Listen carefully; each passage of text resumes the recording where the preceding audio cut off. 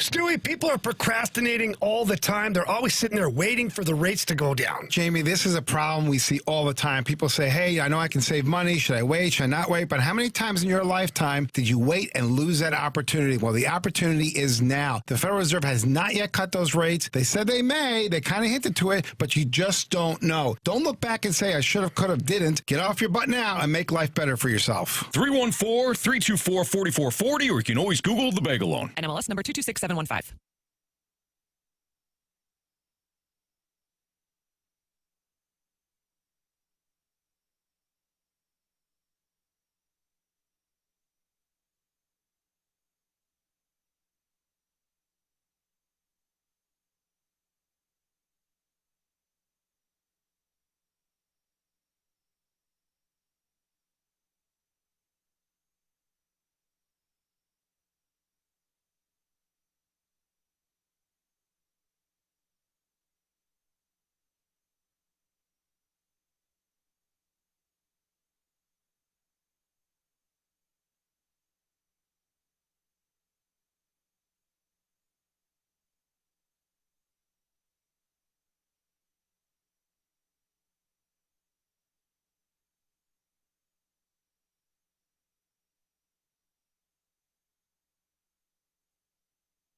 Why do the national tax resolution firms need the tiny fine print at the bottom of all their TV ads? Hi, this is Lance Drury with the Lance Drury Law Firm. You don't hear fast-talking disclaimers in our ads because the claims we make are 100% transparent. The Lance Drury Law Firm primarily focuses on one thing, IRS problems, and we're regulated by the Bar Association, and we have a AAA rating with the Better Business Bureau. IRS issues are serious legal issues. The Lance Drury Law Firm has helped thousands of clients navigate the best resolution plans, and we tell you up front exactly how much it'll cost. Tax resolution law is all we do. So before you send money to some out-of-town, high-pressure salesperson, give us a call at the Lance Drury Law Firm, located right here in St. Louis. Call today to schedule your free consultation with me, 314-260-6120, or visit LanceDruryLaw.com. The choice of a lawyer is an important decision and should not be based solely upon advertisements.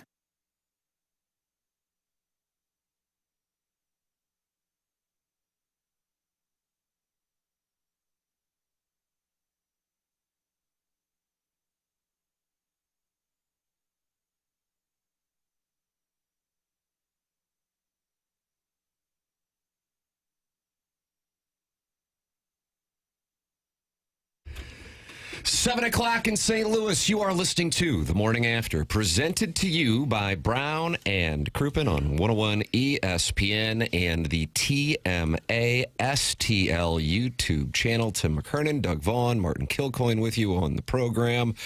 And Doug, welcome to 2026. Well, I'm afraid I'm not going to be much good to you this year. The whole year, probably. Yeah, coming off this break, I was sleeping in too late. I'm still kind of in shutdown mode. I just don't know what I can contribute. I was sleeping until 10 in the morning a few of these last few days. That sounds wonderful. It was, but I'm still kind of ashamed of myself. Why? 10 in the morning? Well, because I was going to bed about 8:30. Oh, you were doing white? No. Oh, 8:30, like the previous. I would not. You said he went to bed at 8:30 in the morning, Tim, and That's then what got I up was at thinking. 10 No. to get after it. What are you, in sales? No. Look at this. This guy. So you're not going to be good the whole year? The whole year I wouldn't anticipate that. No, I wouldn't count on because you're much. out of sorts. Mm-hmm. Yeah, my sleep pattern has been disturbed. Holy crap, boy, they are...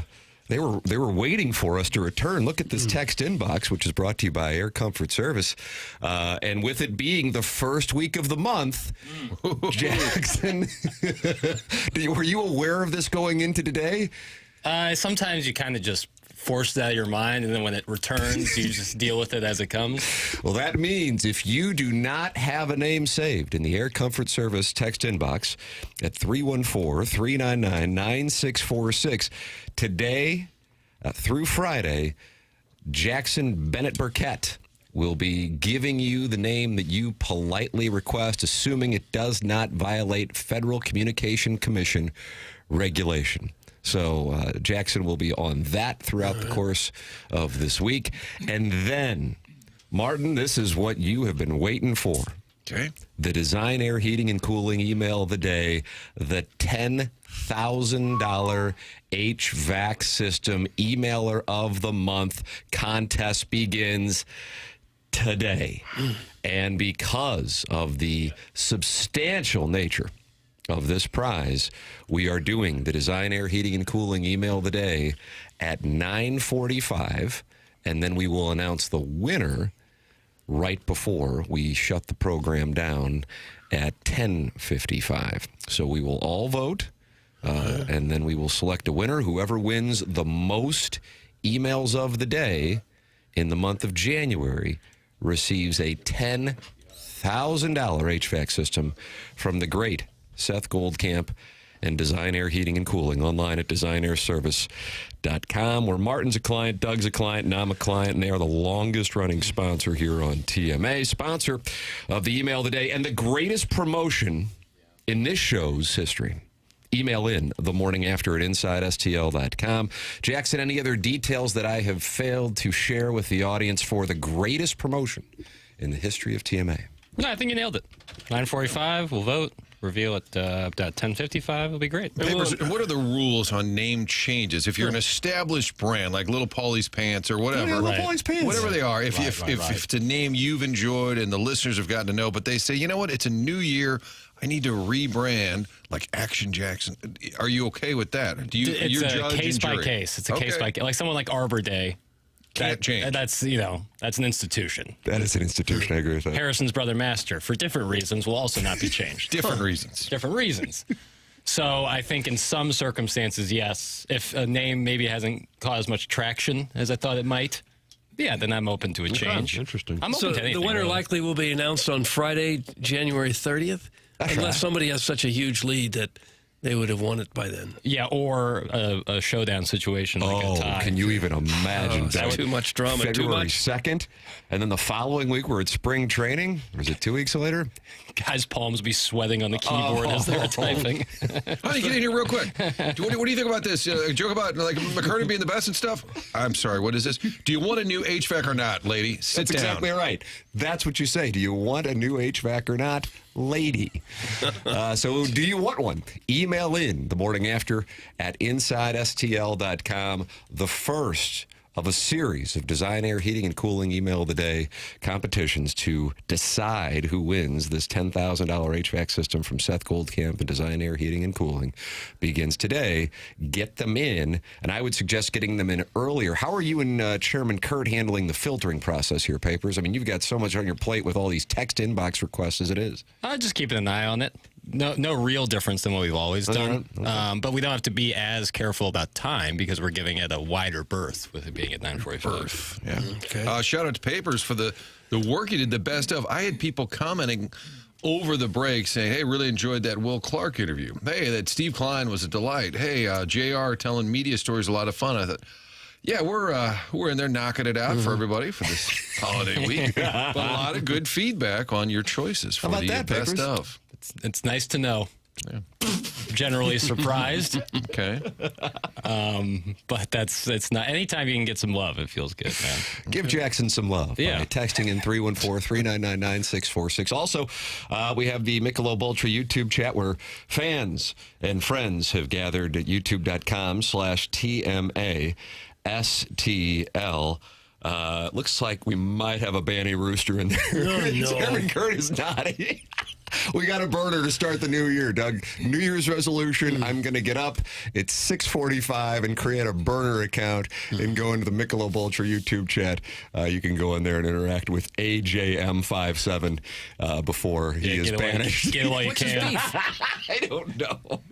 Get it while you can. Anytime I go in, I just open it up and I don't know. He's aggressive and yeah, that's going to do it for you. He's gone. He just got popped. Yeah. Doug, he got popped right on the air. Shrews buried. All right.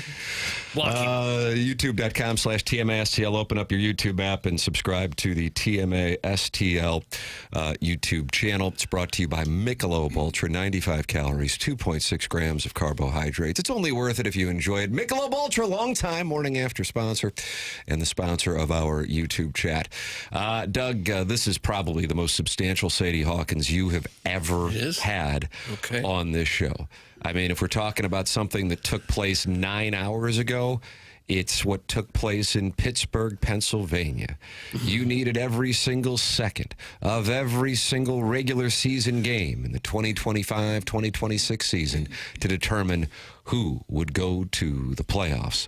And oh my goodness, it came down to kickers, and they got tight under pressure. You have the college football playoff in Indiana goes from upstart to heavy favorite to win the national championship after pounding Alabama. You have the Blues.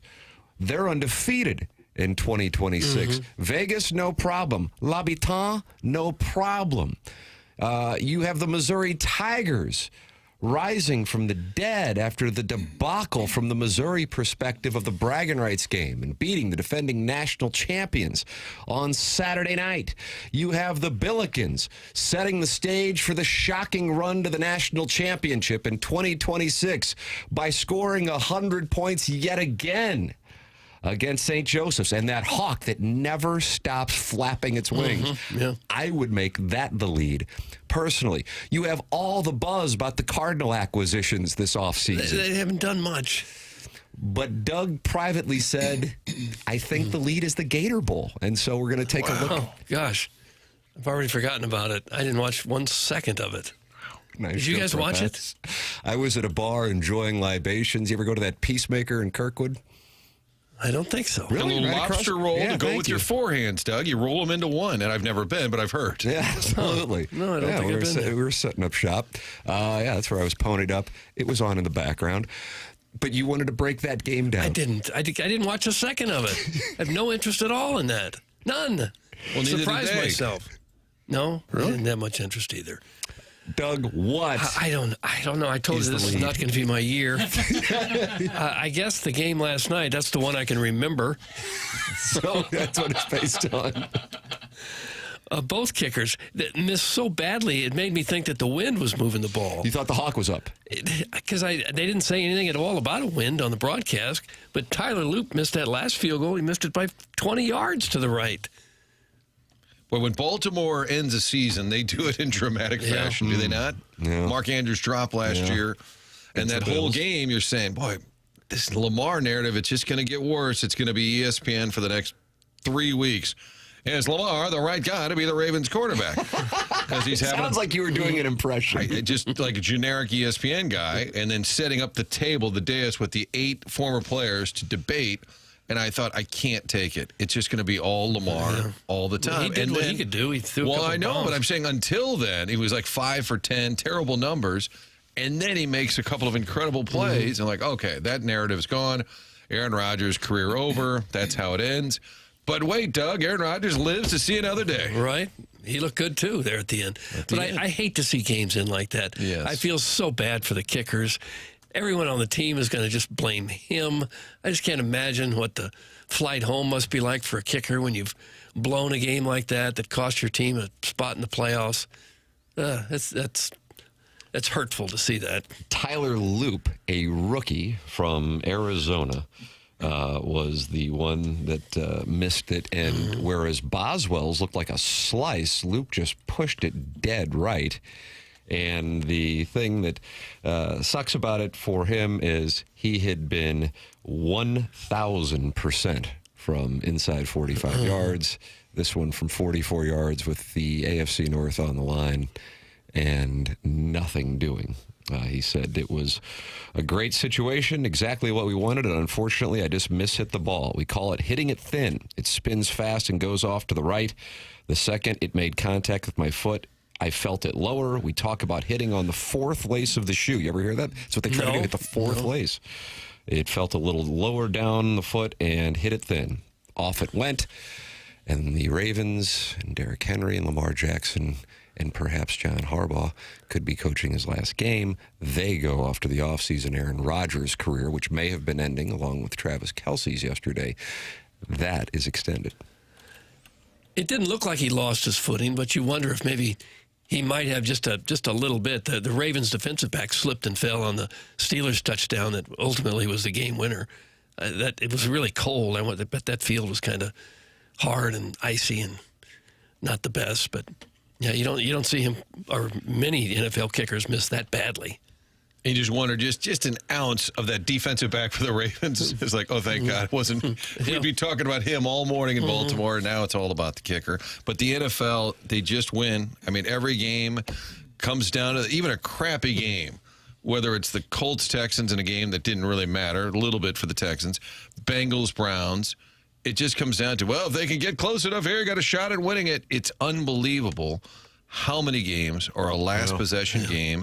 And then a premier game, Baltimore-Pittsburgh is always a premier game. It's on Sunday night. It decides the division, and it goes down to the last second. I mean, it's just the product is undefeated. That's the problem. We hate the NFL, but we love the game, and there's so many great games. And with 14 teams making the playoffs, it's darn near half the league. So almost every game is important as well. That helps. Agreed, Doug. Okay. You're good to us. You said you'd be no good to us. I don't think I'll be a lot of good this year. No. Okay. And then I get the playoffs set up. The Packers and Bears are playing again Saturday night. How do you do? On Amazon Prime. How about that? I think I get that. I get Prime Video. You're going to have to go to Doug's house. Jackson, you got to go over to Doug's house to put them together on Prime? Whatever's needed. I get Prime Video. Then you got it. Okay, why doesn't it say Amazon Prime Video? What was the... On my remote. Huh? My remote says Prime I Video. thought the remote was Prime missing. Video, right. Prime. Well, I had to buy a new one. You got a new one. Right, Prime. Amazon Prime.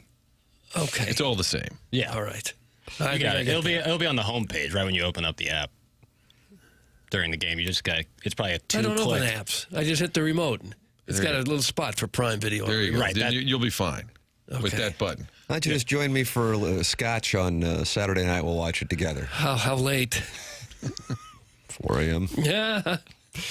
There also is an argument in the Michelob Ultra YouTube chat where somebody is accusing somebody of owing them money over an Eli Drinkwitz bet. Jackson, how are we looking on any bets? Does anything need to be settled amongst us?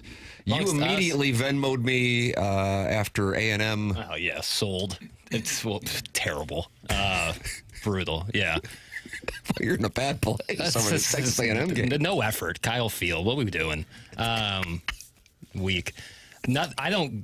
I'm not like a bookkeeper for the listeners. If they I thought you do Predictionary or there are wagers between us and listeners. Yeah, I looked at Predictionary. Really recall. Candidly, I would have forgotten about our $20 bet had you not Venmo'd me the moment that Marcel Reed was picked off in the end zone. Yeah, I didn't place a bet. You're a man of honor. Yeah, I didn't place a bet on that game because you and I had a bet on that game, so I wanted to. The only thing I have is Ironhead saying Wilson Contreras would go to the Mets on December 19th.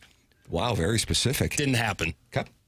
That'll do it. Yeah. That's all I have. So if listeners have bets with each other, that's on them. I can't, be the point man on that. No. The point man.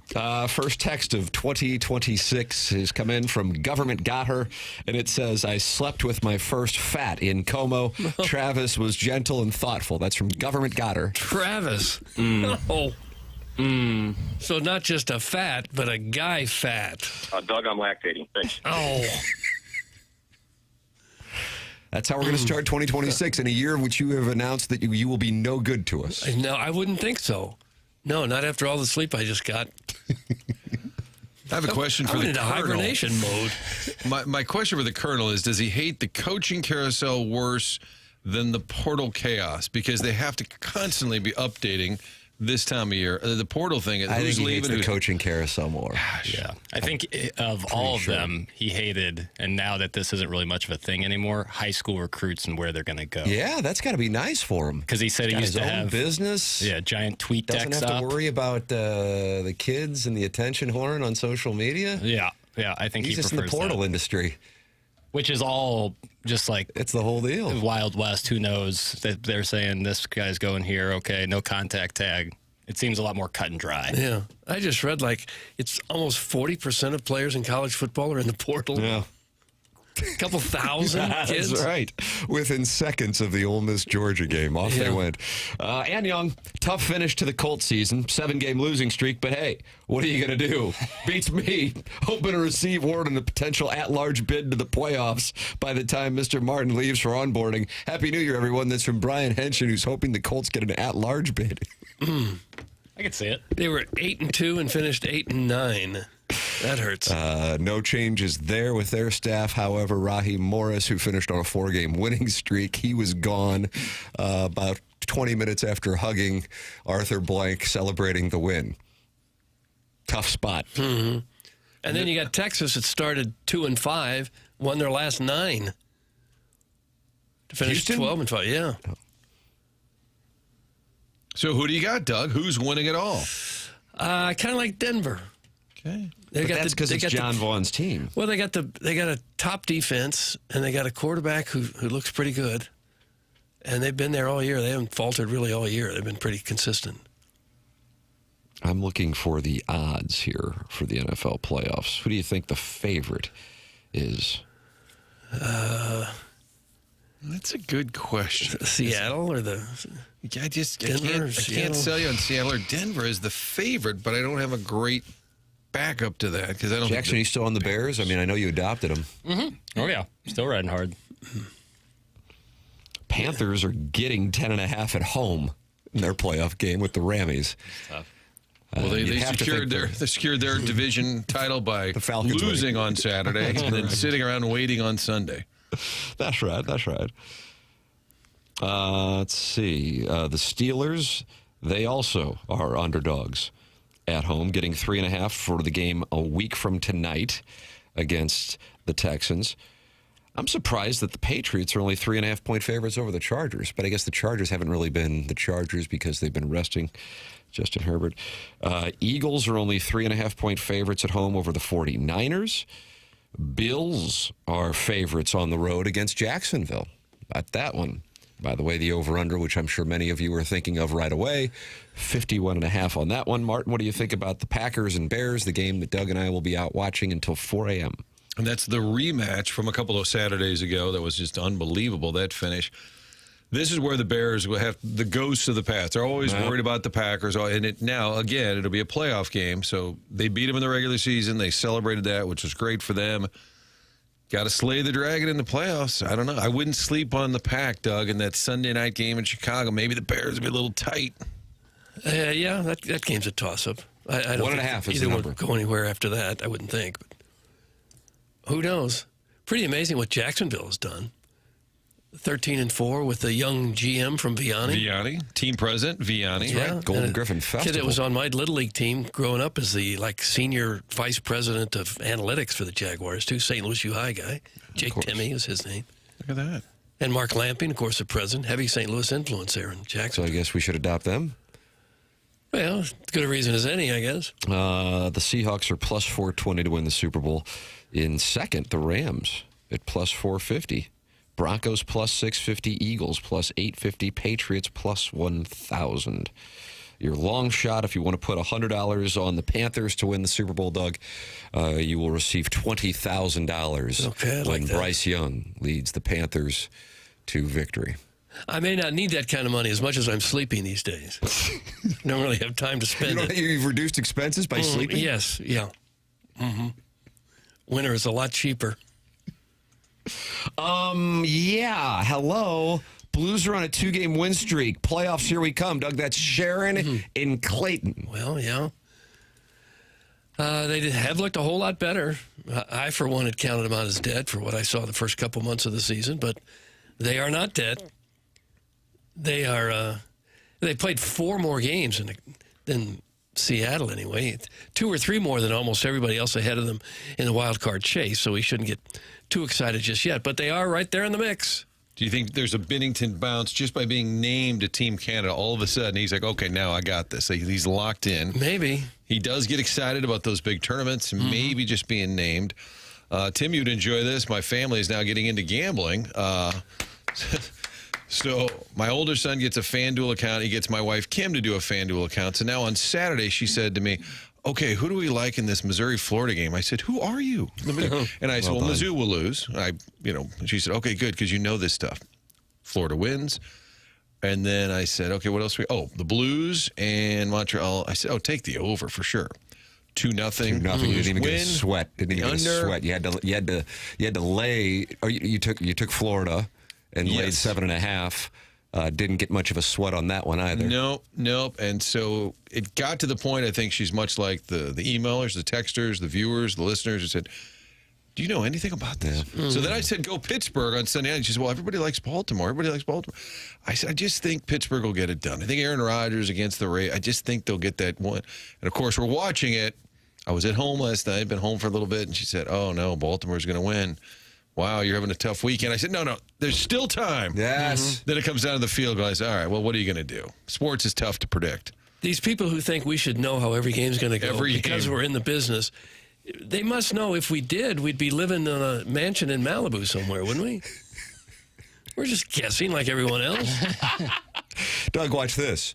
Those who know don't talk. Those who talk don't know. Yeah, those who know don't know.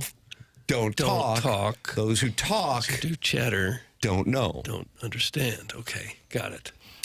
Speaking of not knowing, it is active in the Michelob Ultra YouTube chat, where hopefully there will be these bets settled and there won't be any bloodshed over the warfare. That's at youtube.com/TMASTL. You can text in 314-399-9646.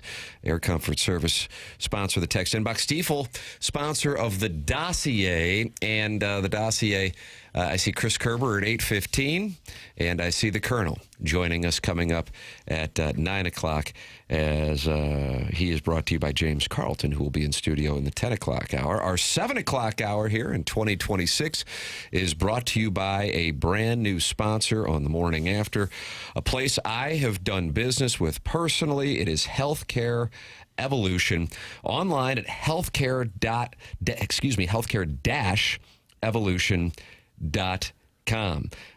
And I went out there, and Doug, you remember that slap tear that I got? Oh, I do. Pump and sure. iron. Pump and iron. Everybody would gather around Martin to watch me pump iron. You threw around a lot of ore. And I got a slap tear, and that stands for... Someone slapped you because you stepped in and started using the machine they were on before. No. Superior labrum anterior to posterior.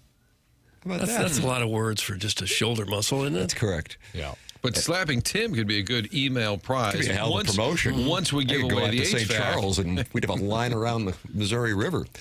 But I go out there, and they are able to do things that I don't know if anybody else in town can do it, as a matter of fact. And you can do ultrasound guided pain management with transparent upfront pricing. And the thing that I would say, when I did have this slap tear, look, you go and you see your primary doctor, and then you got to probably wait 6 weeks then to go in and see a specialist. And then the specialist might say, okay, get physical therapy.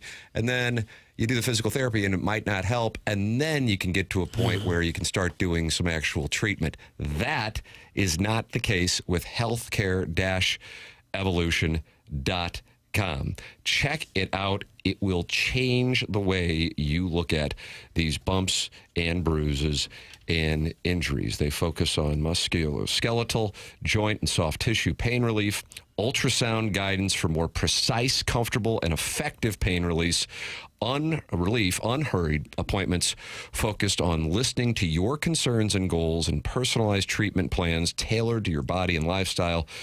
It's all at healthcare-evolution.com. healthcare-evolution.com. I was out there a couple of weeks ago, and it is a total revolution with healthcare treatment for those who get these kinds of injuries.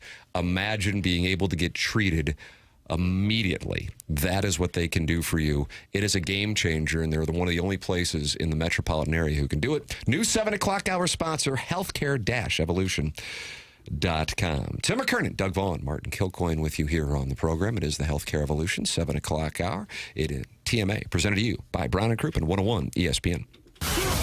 Thursday night, the Fiesta Bowl, Miami and Ole Miss. Pregame at 6, kickoff at 6:30. College football lives on 101 ESPN.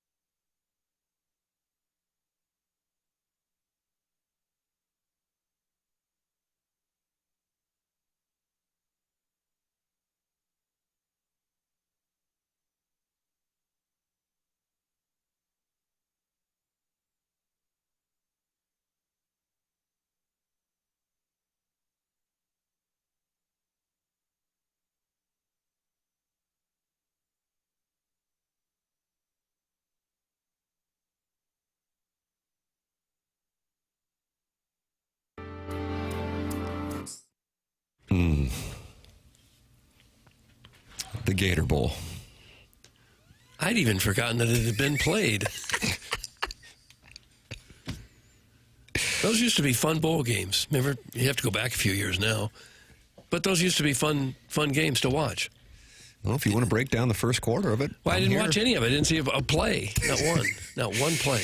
It is TMA 101 ESPN, 7 o'clock hour, brought to you by Healthcare Evolution, new sponsor here and online at healthcare-evolution.com. Tim McKernan, Doug Vaughn, Martin Kilcoyne with you. And Jackson Burkett said, you know what? It's the first week of the new year. Let me give people new text inbox names if they want them. So text in to the Air Comfort Service text inbox, 314-399-9646. And if you do not have a text inbox name, Jackson will update it for you. For the email of the day, which is presented by Design Air Heating and Cooling, today is day one of the historic $10,000 Design Air Heating and Cooling Email of the Month competition, with whoever wins the month by winning the most Email of the Day competitions, winning a $10,000 HVAC system from Seth Goldcamp and Design Air Heating and Cooling. But we're going to be doing it at 9:45 so Martin can vote. This onboarding process. It's unbelievable. It is. We got a lot to get to this year. And we will announce the winner at 10:55. So email in and make sure you get them in. I would recommend getting them in by 9:30 the morning after at InsideSTL.com. All of the rules for the competition are up at both TMASTL.com and 101ESPN.com. We have conflicting texts here in the Air Comfort Service text inbox. I just wanted to commend Jackson on putting together the best of shows, and anybody else who may have helped. And Jackson, that would be nobody. That would be accurate. You had our emotional support. That's correct. I know it must have been tough considering all the great segments you guys have had and the serious stuff going on with TMA. Smiley face, smiley face, smiley face. That's from Park Steak. Park Steak. But then 2 texts down, the self-made stay-at-home Ledoux mom. And she writes, sorry, just tuning in. I want to get ahead of this whole best of situation. What is the situation? Jackson does not deserve much hate. Oh. He did a fine job. Unfortunately, all of his, quote, best segments were the longest interviews that talk about the Cardinals being 7 games out of a wild card spot. Spank this ass film, bitch. Hey. That's from the self-made Jeez. stay-at-home Ledoux mom, Jackson. And I guess she wants to meet up with you. And she's also defending you, but she said the best of was just segments where we talked about the Cardinals being 7 games out of a wild card. Of those 2 texts, the latter was more based in reality, if we're being honest. Then there's a third one. Oh, we got another one. From the Brothers' Time. This would be Steven's body of work. Yeah. Tim, glad to hear your voice. I haven't eaten since December 19th. So a hunger strike took place. I wanted to recognize Jackson for some of the work that he put together, the stellar bunch of best-ofs. There were, again, compliments to you. Keep reading. As an example, I really enjoyed listening to Adam Wainwright's interview where he was plugging his fantasy football league back in August. Just great stuff. Happy New Year. That's from the Brothers' Time Stevens. So reviews are now mixed. I literally do not care. No.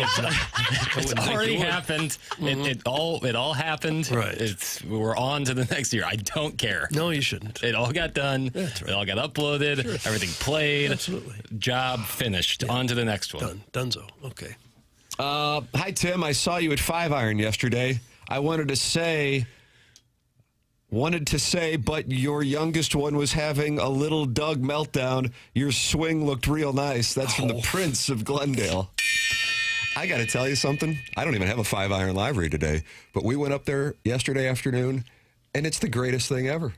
I mean, it's just, have you been in there yet, Papers? I had a buddy who went, though, for his company party and gave rave reviews. It's just, and the food is so damn good. I was talking with Carlton, the owner, and it's killing it. I'm so happy for him. It's outstanding. It really is. A bunch of Simbes. And for a Sunday afternoon with the football games on, you got the bar and the restaurant. It's incredible. And it's all TrackMan simulators, so you can practice, you can play courses, and you can watch me swing and then watch my wife carry our 3-year-old out as he's having a fit because he wants to hit more shots. Oh. He'd only hit 100. Mm-hmm. Yeah. So Prince of Glendale, you always come up and say hello. It's wonderful to see. I went to the Blues game on Saturday. Doug, you go to any Blues games, Billiken games over the break? Let's see. I saw the Blues play Nashville. Was that over the break? It was post-Christmas. Yeah, I went to that one. On the glass again, of course. It's hard not to sit on the glass when I go now. So I went to that one, and I saw them play the Rangers. Was that afterwards, too? I forget. It all runs together. We were in that time frame there for a week and a half where I didn't even know what day of the week it was. That's the greatest, though, isn't it? Yeah. It's the Keith Kachuk pattern. That's how you live. Mm-hmm. What day is it today, anyway? And he would ask that during interviews, Doug. What day is it? Yeah. And I'm like, it'd be a great way to live. It sure would. Yeah, it was the best the last couple of weeks. I went to the Blues game on Saturday against L'Habitant.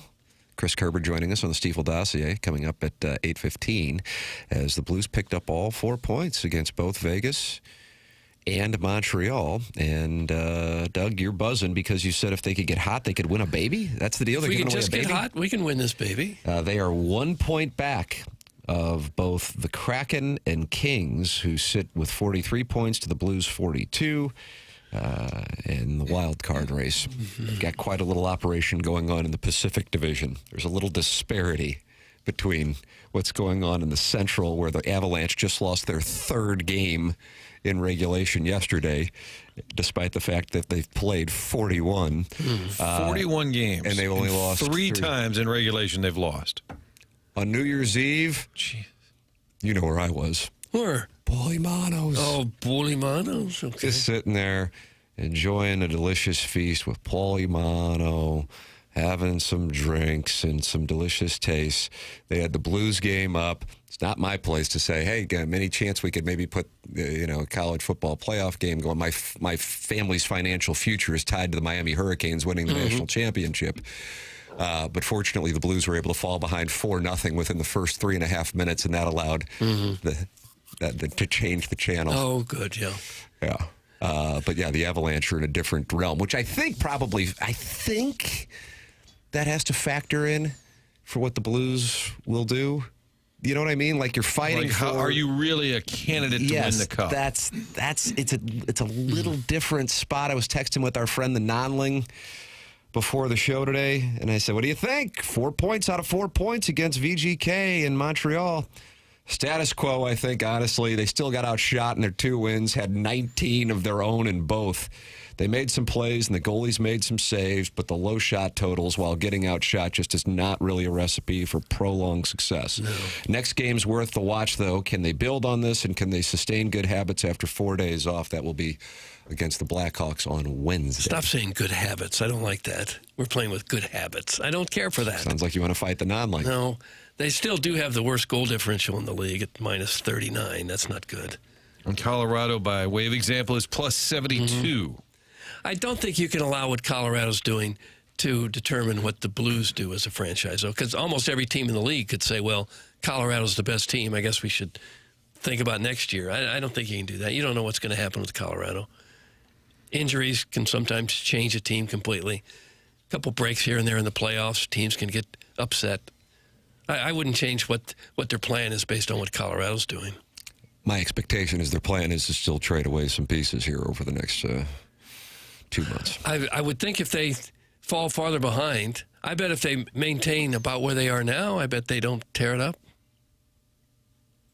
I wouldn't think they would. Chairman Rutherford wrote an intriguing column, and I know it's at this point a few days old. It was written on New Year's Eve, but it's on the front page of The Athletic. Blues focused on creating Stanley Cup standard for process and not on losses. The results are secondary. So, what happens in the games are a secondary concern? That's correct. I don't think so. I don't think so. Somewhere the Cardinals are like, I kind of like that. That's catchy. He said, when your winning percentage is low, there's nobody having a good year. I can't be satisfied with the job I'm doing, and I don't think Monty is satisfied with the job he's doing. This is Doug Armstrong. It'd be disingenuous to say he's doing a great job. It's hard to come out and say it with a straight face. Oh, no, the staff's really doing their job this year. Our record indicates that none of us has worked to the level that's acceptable. It's Doug Armstrong. He said Armstrong does not believe that the common complaint of fans, like the constant changing of line combinations, are necessarily valid. Quote, it's a double-edged sword. Everybody wants stability, but when things aren't working, you make changes. It's like, well, you lose 3 in a row and you change the lines, or you lose 2 in a row and you change the lines. We've got no continuity. The coach has to make decisions based on what he's seeing if it's not working. The instability in our lines isn't because they're extremely successful. And he's saying, why don't I screw around today and see what happens? Yeah. Well, I don't think it's because they're not working hard enough. I'm sure the coach and the GM are working hard every day. Well, it is not a great indication when after losses, Jim Montgomery has a common theme and he talks about a lack of effort. He's critical of the effort. Yeah. That's not a good thing. I think it's on the players more than the coach and the GM. But this is where Armstrong, this is why you get paid the big bucks. You have to look at this and remove the standings and just kind of look at what you've seen. Is this a team? Is this a core? This group here that's going to make a run? Or do you think moving forward for this franchise to really be a true cup contender, what do we need to do? Is it trading off a piece if somebody's willing to go? I think that's what he has to do, is be realistic. Martin, good news. This Blues conversation has activated Harrison's brother, Master. Oh, no. It is the bat signal. No. And he says, Jordan Kyrou is on pace for 17 goals and 38 points. Thank you. That's from Harrison's brother, Master, Doug, with a Jordan Kyrou update. For the record, for those of you just joining us, he's not a big fan of Jordan Kyrou. Well, and it's not a real small sample size. They're a little bit more than halfway through the season now. So that would really be a disappointment if that's the way it continues for the second half. I guess if you're an optimist, you might think, well, he's due to break out of it and get his usual 30 goals. He may have a big second half. But they're just not generating a whole lot of scoring chances right now. When they do, they're not capitalizing. They've had some glorious scoring opportunities. Hey, geez. Maybe it's the fact that the Blues don't have a number one line or are lacking probably 2 tough defensemen. It's from the 6-3-6, and he's not happy. Yeah. It certainly doesn't look like right now they have a team that's going to make any kind of charge for a championship. But when you're this close to making the playoffs, it's going to be tough to rip it apart, I think. It wouldn't surprise me if they trade a player or two, but I wouldn't expect to see wholesale changes at this point. Really? Yeah, I don't think so. I could be wrong, but I would have thought if they were going to do that, they might have started doing it already. And now that they've shown some patience and kind of stuck with the group and they've righted the ship a little bit, I don't think they'll tear it apart right now. Big development in 2026. Sharon and Clayton, Harrison's brother Master, have formed an alliance. Have they really? Speak the truth, Master. Kyrou sucks. He's soft as Charmin. That's Sharon and Clayton. Joining Harrison's brother Master in what will be one of the most hated alliances in the show's history. That'll get some traction, though. That's what we're all about, is the clicks, the text. Absolutely. We get paid per text. Doug, we had a fabulous swinger house party on New Year's Eve. That's from the Swing Haven board member. Well, that's what they do out there, apparently. Let's see. Falk has more goals than Kyrou. Let that sink in. Sharon is back in her alliance with Harrison's brother Master. She's tagged in the squared circle right now. That is kind of hard to believe because you pencil Falk in for 7 or 8 goals a year usually, right? And now he's got, 10 or 11? Maybe this team sucks, Doug. Stop trying to gas them up. Also, Tim, can you say the name of the restaurant you mentioned a few moments ago? Since you've been there, I want to go there, too. Oh. That's from Katie Woo's Burner. Woo, woo, woo. Katie Woo. Hey, Martin, do you like a good kielbasa? Oh, yeah. Boy, who doesn't? Tim might have missed that call. Paul Mano's is the... and you had kielbasa? I did enjoy kielbasa. I get the lamb butt. Doug, you like a lamb butt? No, I can't eat a lamb. No, I couldn't do it. I don't have a problem with a pig or a cow, but a lamb... Chicken, sure. I can't eat a little lamb. I can't do it. What about veal? No, I never ordered that either. Go back to bed, Sharon. That's from the Big Show. Gosh. And we're back. I feel like now we're back. Now they're not happy with other listeners. That's what's going on. Text in 314-399-9646. Air Comfort Service text inbox. Guys, the Blues are only plus 50,000 to win the Stanley Cup. That's from Ben in Wildwood. Be a really nice bet. $100 on the Blues, $50,000 on June 12th. That'll be fun. That would be fun. Would you take that? Would you do that? Would I throw? Well, I mean, I threw if it was $10 money on Miami to win the national championship after I saw the. Do you like this term? Penultimate college football playoff rankings, and I saw what they were doing, which was making sure that Alabama would get in by moving them ahead of Notre Dame because they could not afford to have the SEC championship game cost Alabama a chance to play in the college football playoff. And then I thought, okay, Miami and Notre Dame will be next to each other, and there'll be too much momentum to have a team right next to another one that beat that team head-to-head, not make it. So Notre Dame would be out, Miami would get in, and I might as well bet something on Miami. And now, 2 wins into it, my family's financial future is tied to the University of Miami, who, by the way, are 3.5-point favorites on Thursday night against, what do you call it, Doug? Hotty Toddy? I don't really say that. Gosh almighty. And some of their coaches are aligned with LSU, but they're kind of helping out Ole Miss. It's a little unclear. And Trinidad might be making his way to Baton Rouge after the game. Could be an awkward spot for Missouri. And I see Missouri's a favorite to land the Mississippi quarterback who started the year as a starter. The Colonel reporting that. Pete Thamel, the first one to report it. Colonel did a whole podcast on it. Austin Simmons is the name of the quarterback for Ole Miss, who has a no-contact portal entry. Do you know what a no-contact portal entry is? He's not wearing his contact lenses? That's correct. That's exactly what that means. It means that no other schools can contact him, and Pete Thamel is reporting he is committed to Missouri. Now, one of the things I want to ask the Colonel, unless you guys know the answer to it, the portal closes on January 16th. If Ole Miss is to beat Miami, the championship game is on January 19th. He is Trinidad's backup. If Trinidad Chambliss were to get hurt on Thursday night, or if he were to get hurt in the national championship game against Indiana and Oregon, the guy who would be Missouri's quarterback, per Pete Thamel, would be playing for the national championship. So how's that work? That could be we weird. saw it with Prbula and Penn State. Right, that's what I'm saying. Yeah, but that would actually be really interesting if he got hurt this weekend, or Thursday or Friday. It's Thursday. They play Ole Miss and Miami Thursday. Indiana, Oregon, Friday. It'd be really interesting if he got hurt Thursday.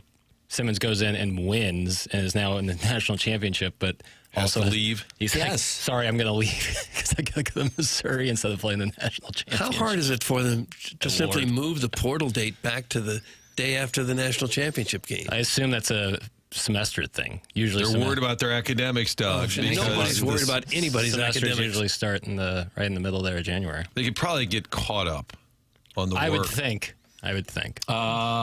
Steven time, Martin the brothers time. There's Ed time and Steven. Players in the championship game get extra time in the portal. And he says that's 100% confirmed. So there you go. Okay. So they're fine there. For the record, Ole Miss is getting 3.5 against Miami, and Oregon is getting 4.5 against Indiana. That is the math. Indiana looks awfully good. I don't know which one you would say looks awfully bad, though. You know what I mean? Yeah. I mean, Indiana doing that to Alabama. Alabama lost its will to live in the second half. Texas Tech realized it wasn't going to be able to do much offensively. That game could have been about 50-0 because Dan Lanning just left some points on the field in the first half. But Texas Tech just absolutely outclassed by Oregon. And then you have Miami beating Ohio State at this point close to a week ago. So that one probably, but that was a game where Miami should have been up by way more than they were. And then Ole Miss in a thriller, really of the games on New Year's Day, the only game of note. And Ole Miss is the long shot at plus 570. Miami is plus 330. Oregon is plus 310. And Indiana is plus 130. I got to be honest with you, even though my family's financial future is tied to Miami, I would fire a bet on Indiana.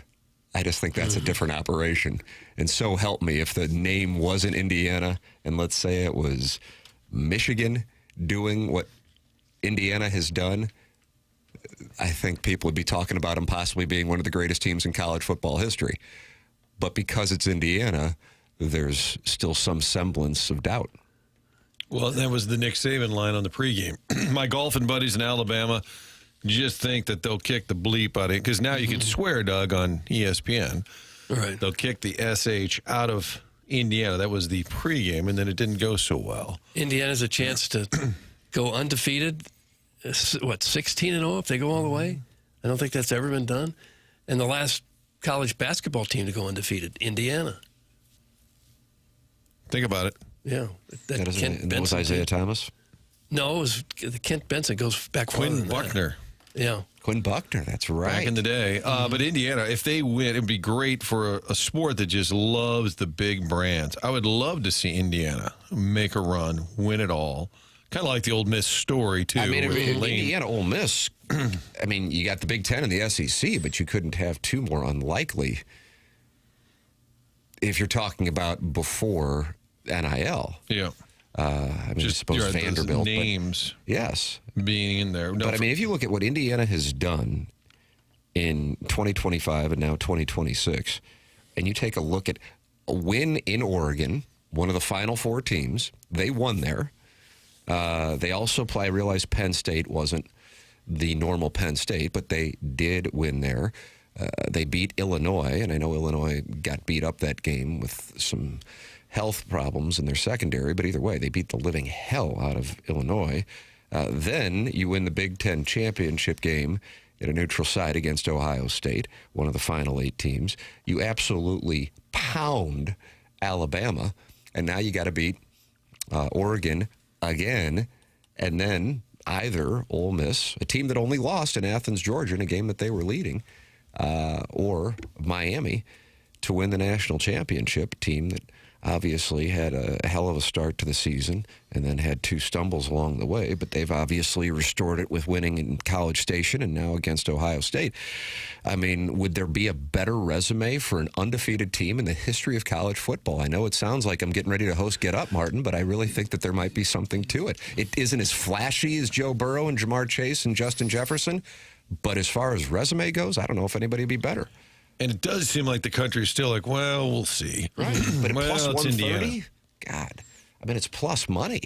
And I'm telling you, I think if that were Alabama doing it or LSU doing it or Georgia doing it or Michigan doing it or even Clemson, I think it'd be viewed differently. But because it's Indiana, I don't think it carries the respect. And I know this sounds like I'm getting ready to do a second segment at Get Up, but Curt Cignetti and what he has done is godlike in the realm of coaches and managers in sports. He's got a lot of Nick Saban in him. He's got Nick Saban and Bobby Knight in him. Yeah, supremely confident, kind of a jerk, comes off as kind of unlikable, but you just know he's going to have his team ready to go and play very well. Well, he's backed it up. I mean, from that early basketball halftime where he said, Michigan sucks, and they all started roaring. He said, Ohio State sucks. He just kind of had like a WWE moment, but he's backed it up. I think that's my frustration with Mizzou in the bowl game didn't matter, but I'm like, Drinkwitz gets re-up. They go 8-5. They lose a bowl game. I'm like, what are we doing here? Like, I still go back to the panic by the board of curators. And I was thinking about this in the NFL. Like, Ben Johnson's had an unbelievable year, head coach of the Chicago Bears. Why don't they tear up his contract? Why don't they? Because you can't just leave. You can't. Why is that allowed in college football? Josh Schertz having a great start. Rip up the deal. Better lock him up. How come that only really exists in the college football world? Oh, my God. Elko. I guess buyout clauses. I guess that's what it's got to be. Elko, new deal. Okay. Signetti, new deal. Okay. Drinkwitz, new deal. Well, they went 8-5. Can we just wait, see how it goes? He's got the best agent in America. I was just thinking about it. I mean, I think the agent leaks to a few reporters, hey, my guy Drinkwitz here, he's getting a lot of attention at LSU and Michigan and Florida. Oh, he is? Great, I got a story. And then it becomes national news. Well, I sent this to you guys over the break. I mean, at this point, it's probably 2 weeks ago. And I guess it came out maybe, I don't know if you guys remember, like Christmas Eve, I think is when it came out. Is that right, Jackson? Yeah. It was a hell of a story. 3 different reporters, college football reporters for ESPN.com, did a thorough kind of 30 for 30, but written version of the Penn State situation this year. And James Franklin getting fired, but then in addition to all of the coaches that they contacted.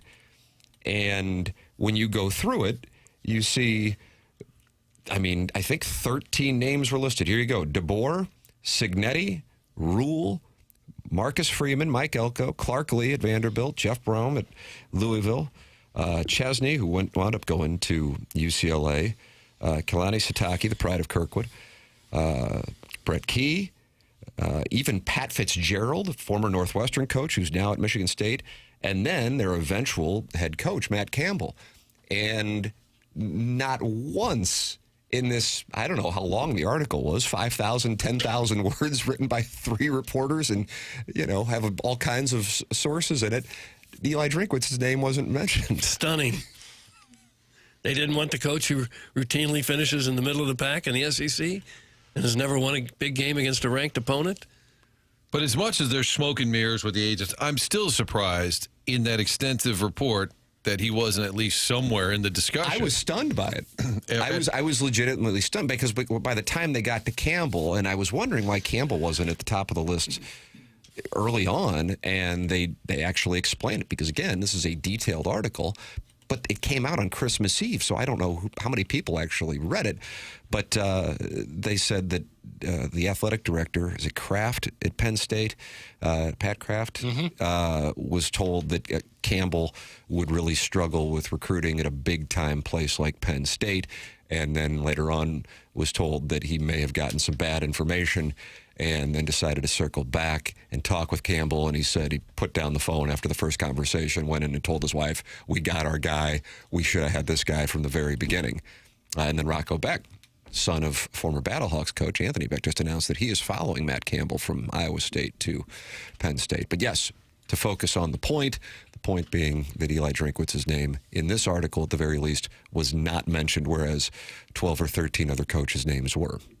And there was an extensive deep dive into the whole process, although I am shocked that the AD, I guess this Matt Campbell is pretty good after all. That stuns me a little bit that you didn't know better until circling back to that theme. I just was with Mizzou's exit in the Gator Bowl, which didn't matter, but I listened to Gabe's postgame, which was a lot of fun because a lot of Yingling references because I think he's like, load him up after this game. And he said, I'm not the guy who ever goes after play calling. He said, you know me. I don't do that.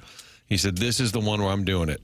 And he said, and this one's on Drinkwitz, and Kirby Moore somewhere is vindicated. Because we all thought, oh, God, Kirby Moore's offense is crap. Good luck at Wazoo. And then you watch the game, and especially the decision where they didn't have Hardy on the field even, which was basically unexplainable, unexplainable. Matt Hardy seemed delighted by the decision. It just made no sense. So, again, I go back to ripping up contracts and the Signetti run. Maybe, okay, this guy's on a historic run. It was pretty apparent. And then the Mizzou, they just do it left and right, ripping up contracts. All right, let's re-up. And why don't you wait and see what you got? And you got 8 and 5, and now even all the portal guys that are coming back, it's great. I was worried that Olugbade would be one of the ones leaving. Yeah. It's great that he's coming back. It's great that Hardy and Roberts are coming back. But that clearly isn't enough because you had all those guys this year, and you still can't pass the ball. You're still just Austin kind of Simmons, though. Simmons. Okay, all right, maybe. We'll see. I was on the Kelly Bryant train. That puts Jackson in a bad place. Gosh. I don't think there's any doubt that Drinkwitz can recruit and connect with players and get them to come here. That's certainly his strong suit. Yeah. It's just a matter if he can do the X's and O's well enough and put together a staff that can do that to win consistently. That Drinkwitz contract extension is going to age so poorly, guys. The next 2 years are going to be brutal before he's fired. That's from Starvin Marvin. Says he's going to get whacked after 27. Well, next year's schedule's pretty brutal. You never know. Got to play the game. Doug, you still got to line up and play the games, but I thought this was it's discouraging the last 2 years.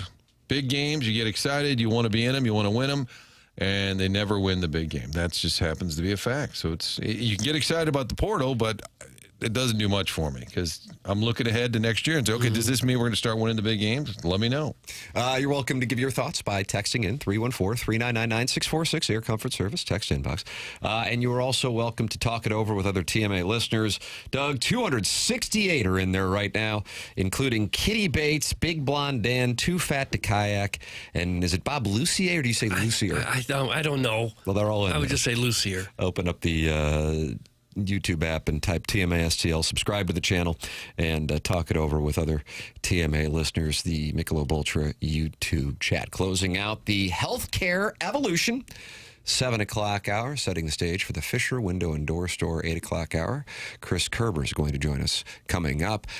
Gabe DeArmond at 9 o'clock, brought to you by James Carlton. The program's called The Morning After, and it's presented to you by Brown and Crouppen on 101 ESPN and the TMA YouTube channel.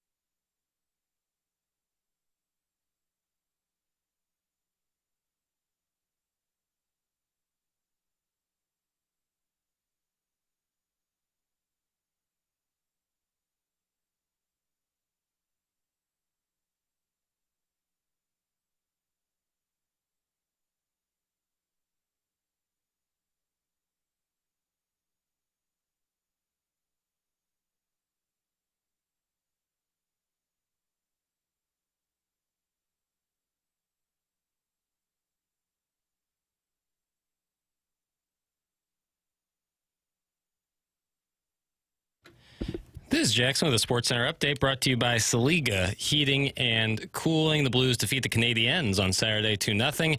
Back in action on Wednesday. That's going to be a 7:30 pregame, 8:30 puck drop right here on 101 ESPN as the Blues take on the Blackhawks. That was another Sports Center update brought to you by Saliga Heating and Cooling, a Daikin heating and air conditioning dealer.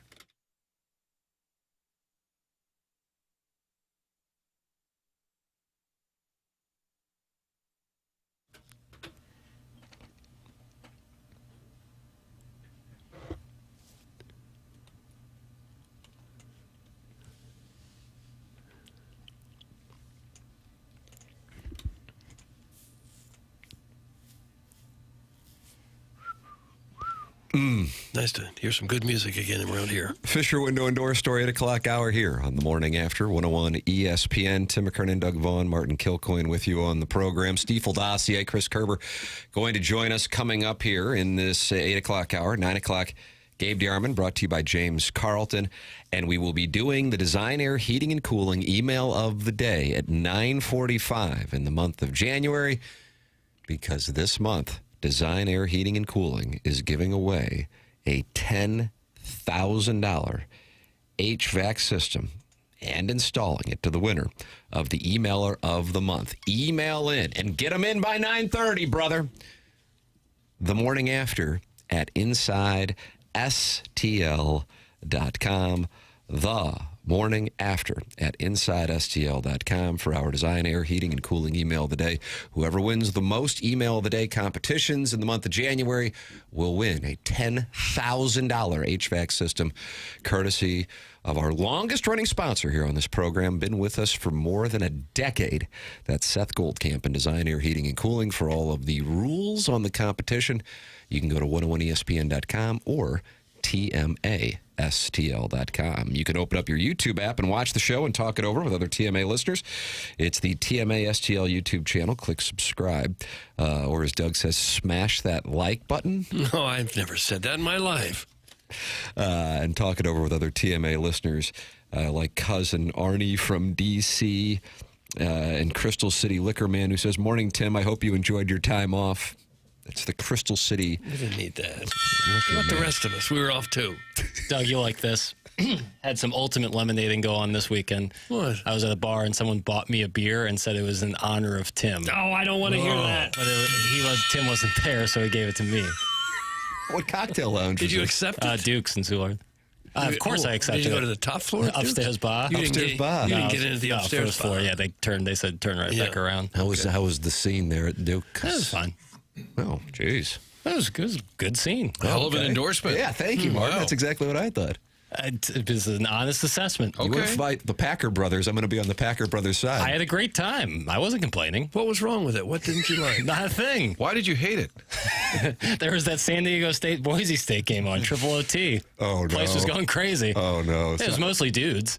I just told you someone bought me a beer for Tim. You think that was a woman? Why would you go to this bar with mostly dudes? I didn't go. I didn't. Is the name of the bar called Mostly Dudes? That's not a bad idea.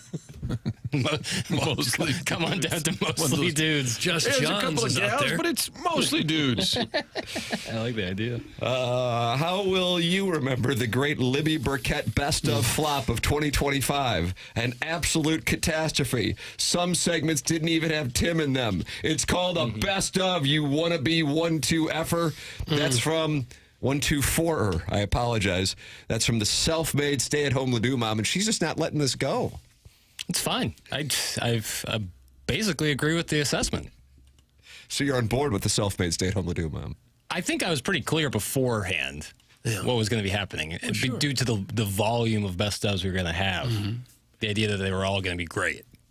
Going to be tough. Not to mention I have the task, double your work, double your fun of scheduling TMA all day in addition to creating, 7 best ofs for this show. It was the best of Mostly Dudes. Probably was. Almost We gotta exclusively, get us a honestly. surprise female. Let's see. And you left him out of a couple of them? Maybe 1 or 2. I'm sure. Brother. I'm sure. Would you have to do 81 segments? It was 80. The final number was 81 segments. 81. And I think most people do realize if you're listening to a best of, they might reference something that was dated. It happens. Yeah. It's not a big deal. Yeah, that's... You can probably still get on with your holiday week. the furthest thing from my concern level. Right. But you still are apologizing to the self-made stay-at-home Ledoux mom. I'm not apologizing, but I'm saying that she has a fair statement. She's making a fair statement. It sounds like some people did have their life turned upside down because there was a dated reference in one of the best of segments. Yeah. Well, that's look inward is what I would say. Derrick Henry and Lamar Jackson, they're going home after a classic last night with the Steelers advancing, and Aaron Rodgers' career continues. They will host the Texans a week from tonight. Hell of a playoff weekend. I mean, starting on Thursday, you got Ole Miss in Miami. Friday, Indiana, Oregon. Saturday, usually, Martin, that's where the Houston Texans start things off. Yeah, I was surprised to see that. Yeah. I think if it would have been in Houston, might have been that way, but the Texans will get the Monday night slot this time. It'll be the Chargers and Patriots starting things off. Or is that for the Sunday night game? Hell, I don't know. That is Sunday night. NBC has Chargers Patriots. You got Carolina Rams Saturday afternoon. That's the Saturday afternoon. Yeah, they gave it whatever the butt-ass game is. And the Rams, even though they're on the road, are a 10.5-point favorite. Saturday night, glorious Packers and Bears.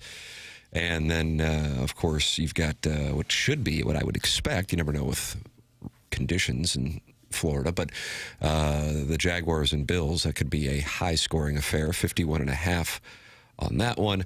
Eagles hosting the 49ers. Sunday night football is the Chargers traveling to Foxborough. And then Monday night, Aaron Rodgers, could it be his last stand as he hosts the Texans? The number 1 seed, Seattle, plus 420 to win the Super Bowl. But there is a problem. Their top receiver is challenging both Mad Dog and Mike Francesa. And Doug Jackson has the audio for you. Okay, I'd like to hear it.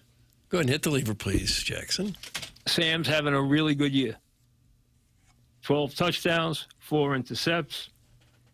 Smith, it's amazing how many of these Ohio State, receivers just come in the league and flourish. But Smith, Nijba, however you say it. I mean, the Seahawks blocked a 48-yard field goal with 4 minutes left, which would have put the Pats up 6. That was a big play in this game. Smith played well, and his receivers, Metcalf caught 10, Jackson Smith, Nagujuba, the kid from Ohio State, he caught 12 more. And the Seattle team is 2-0. They get Miami next week without Tua, so they got a good chance to go 3-0. Cryo. Is that Iggy talking Jordan Cairo? I think he's trying to say cryo. Now I'm getting confused. Cryotherapy. I like that Francesa just bailed on pump faked one of them on the first time, and then the second time he goes, I'll give it a run. Yeah. Well, he realized Smith isn't going to cut it because his name is Jackson Smith and Jigba. You're going to need to finish that. Oh, Doug, those guys probably made a combined $10 million. Sure. Doing afternoons in WFAN. Mm-hmm. We can mispronounce names. We do it just fine. It's such an East Coast thing to completely just bail on trying to even come close to a correct pronunciation. New York, Boston, they all do it. They just butcher names. They probably don't see a lot of Seattle football in New York. Yeah, you're probably right. Hey, Jackson, it would be an honor of my life to buy you a beer, in honor of Tim, the next time I see you at Stan's. Stop this. That's from Big Tough. What is Stan's? Stan's Bar on Macklin there. That's your spot? Love going there. Great. All right. Well, you really patronize a lot of watering holes. I sure do. Good for you. It's a karaoke bar, and they also have a couple great pool tables. All right. That's a part of that Macklin Mile over there. Yeah, right by Russell's, and there's a Clementine's right there. Yep.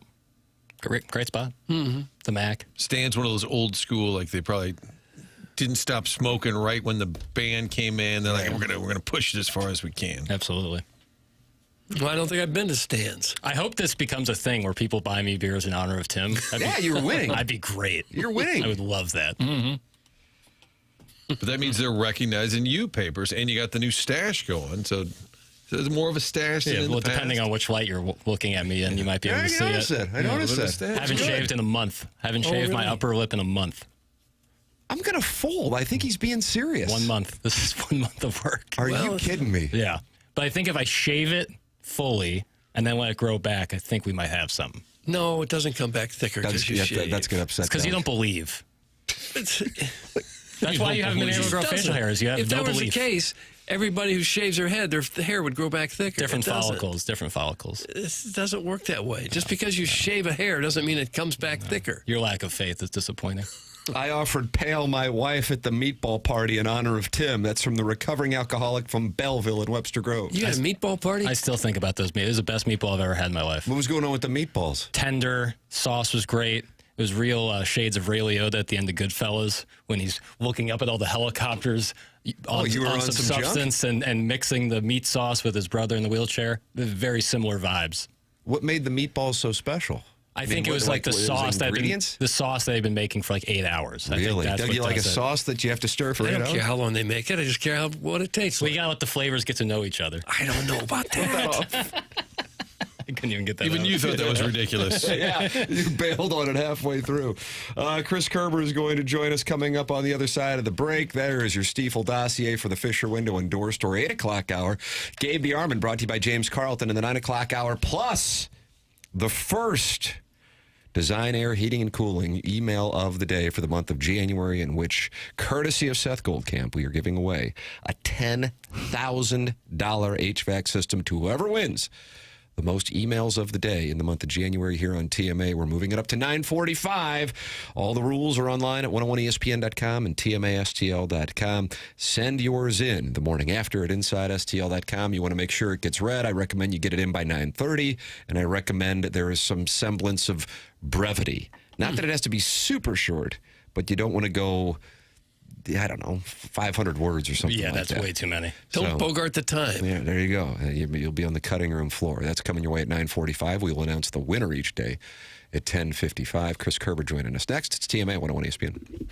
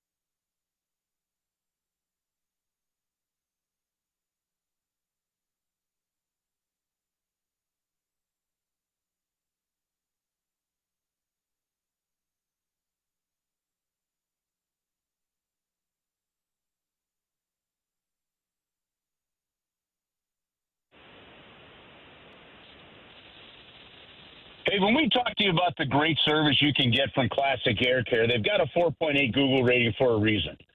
How about this review? Brian H. was super helpful and great to talk to. Our heat went out the day after Thanksgiving, and he was able to get it working again pretty quick. Appreciate the quick response and effective solution. Or how about this one from Heather? Greg was prompt, professional, and Classic Air was a savior by coming in less than 2 hours from when I called. Would use again and again. Now, look, you're used to seeing their vans on the road. There's over 100 of them. They'll get to you within 24 hours. They're open 7 days a week with after-hour techs on call. And those vans I'm talking about, well, you've seen them before. Those great orange vans on the road with the penguins on them. That's Classic Air Care, keeping your neighbors comfortable. Look, they'll take care of you the way they take care of me. They take care of Alex Ferrario and everybody else around the St. Louis area. It's Classic Air Care. They've been making people comfortable since 1926.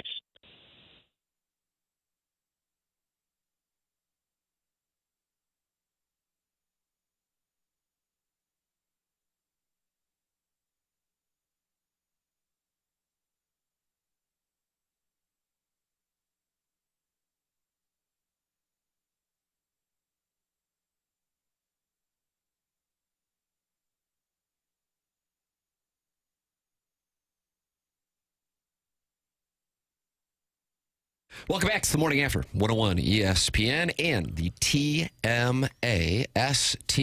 YouTube channel. Fisher Window and Door Store, sponsor of the 8 o'clock hour. Tim McKernan, Doug Vaughn, Martin Kilcoyne with you on the program. And every Monday in the 8 o'clock hour, it is our pleasure to be joined by Chris Kerber on the Callier and Thompson phone lines. Kerbs, good morning. Welcome back to work, fellas. How are you? Thank you so much. We're wonderful. How are you doing? Everything's good. Enjoy a nice couple days without a game, a rarity it seems these days, and then we'll get back at it on Wednesday against the Blackhawks. What a bounce back considering the debacle that was New Year's Eve in Denver against a great team. The Avalanche just losing their third game in regulation last night against the Panthers. To take all 4 points against Vegas and Montreal, you get the performance that you get from Shen with the game winner on Friday, and then Binnington with the shutout on Saturday. What did you see that you liked that you would tell Blues fans would give them some hope as we go here into 2026? Well, kind of like you said, Tim. I think first off, I just like the bounce back. The one thing I will say, go back to that New Year's Eve game. That Colorado team's on a different planet from any team I've seen in the league. And obviously the record shows that. Now in a 7-game series, when teams adjust, we'll see what happens with these guys down the road. But holy smokes, I just think that's a team that is just that dominant and been that good that right now teams are going into that game already down 1 or 2-0 in their own head. You know, like you go into a game like that and you're playing to not make a mistake. And when you do that, well, what happened to the Blues is what happened. So I went into the locker room after that game, talked to Oscar Sundqvist. I saw Jake Neighbors sitting there. There were only a couple like that. But, man, it's like a couple of those guys took it kind of personally, which is good to see because, you know, honestly, the effort that Braden Shen made to be there, get there, I don't think enough guys followed their captain into the fight in that game. And the reality of it is I think they bounced back really well. It was a really good game against a Vegas team that got Eichel back, and then Binnington followed it up with a stellar performance there too. So good couple of games. You know, that's only the 4th time this season they've won 2 games in a row. But the good news is they hadn't lost 3 in a row in regulation since the end of October, so they stayed in the thick of it. And what gets fans excited? Well, you wake up and, yeah, the other teams have some games in hand, but you're only 1 point out of a playoff spot right now. And because they're just 1 point out, do you think at this point maybe they just kind of go with this team and see what they got and try to get in the playoffs, or would you expect them to make a move and still have an eye towards the future? You know what? Doug came on our broadcast in the Vegas game. He's actually pretty doggone. It's amazing how many times he's done that where he's joined like a broadcast and the team scores. So I think he ought to consider they scored 2 goals during the interview, right? It scored 2 goals, right? He's a good luck charm there. I mean, we went -2 afterwards and +2 with him on it. So I like the fact that him being on it. But anyway, I asked him something. I asked him something about kind of the how he looks at these last 16 games going into a break. And the way he addressed that was he doesn't look at it as a 16-game stretch. He looks at it, more like what the team has shown and what the team is doing. So I kind of get a hunch that Doug kind of knows the team that he has right now, knows where they want to go, and he and Alexander Steen have been already trying to find ways to tweak and adjust. And if something clicks in the meantime, something clicks in the meantime. But my gut just tells me that it's not like he's in a wait-and-see pattern. I think he kind of knows where he's at.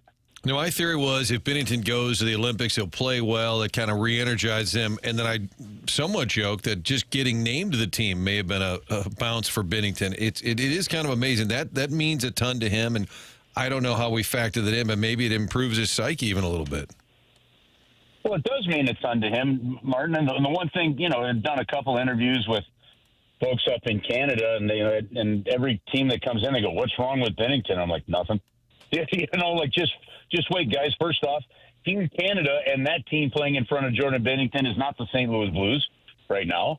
And I really do think that, yes, our goaltending, especially in the month of October, could have been a lot better.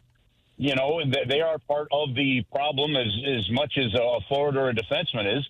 But the all-around team game in front of Binnington this year has not been all that good. I mean, I go back to that game, in Tampa, and you look at the four bounces and the things that happen in there, and you're like, okay, what does a goalie do? I mean, I was talking to a couple of people in Colorado, and they're shaking their head like, well, this isn't your goalie. I'm like, yeah, no, that's not the goalie. You guys are that good, and so it's not taking the goaltending off the hook by any stretch of the imagination. I think Jordan himself would tell you that there's some things he would have liked to have seen better. But I just think that as we see the all-around team play in front of them, you're able to see the puck. You're able to get in front of it. Guys are blocking shots a little bit better. You're going to see better goaltending. And honestly, we've seen better goaltending since the team improved their defensive zone. Justin Falk maybe having, statistically anyway, the best year of his career. Where is this coming from? And could you have imagined him being the goal-scoring leader halfway through the season? No, that's part of one of the issues. I think that you're looking at why you are where you are in the standings is that Justin Falk is leading in goals with 11. That really should be Jordan Kyrou. It should be Pavel Buchnevich. It should be, Jake Neighbors is up there. It should be Dylan Holloway. So yeah, that's one of the issues. And look, Jordan's put up, or Justin's put up some decent numbers over the last few years. And sometimes it's been more of assists with the amount of power play time he's come. But I look at what Parayko did last year. It was defensemen. They get the puck to the front of the net. They fire it on. There's some screens. Some pucks are going to go in. So it's been I think a very good year. And thank goodness he's done it because there haven't been enough that have. No, and Parayko's still looking for his first. That's almost hard to believe, isn't it? As much ice time as he gets, he's a power play guy too. No, he's not over. He's never on the power play. Parayko isn't? He really hasn't. No, he hasn't. He hasn't been on the power play since the year the team won the cup. They had him on the second power play unit, and every now and then he'll get a small little cup or a small little look there. But that is one of the things, Doug. It's a little head scratching, honestly. That he doesn't get more power play time. In there. But that said, he hasn't gotten as many shots off. He hasn't gotten as many shots to the net. When I talked to him about it, one of the things the team was struggling, to keep the puck out of the net is, obviously they've got the worst goal differential of any team in the league.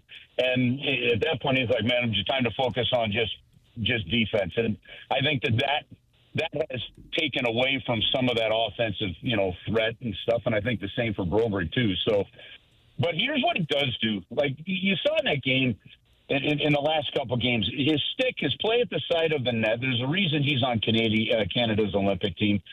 When you're averaging 23 minutes a game and you're not getting power play time, to me that's you're getting all the hard minutes against the other team's top line. You're getting the bulk of the penalty kill minutes. I mean, you're playing the hardest defensive minutes that there are out there, and he's darn good at it. So I will tell you this: as people look ahead to trade deadlines or whatever, and they talk about well, there's not many untouchables. To me, that guy is one of them on this team. You just don't find defensemen like that. So, the offense, yep. But I'll still take what we're getting without it. Chris Kerber with us here on TMA every Monday. Blues try to make it 3 in a row when they take on the Blackhawks. You can catch it all here on 101 ESPN on Wednesday. Kerbs, always appreciate the time, sir. Thanks so much.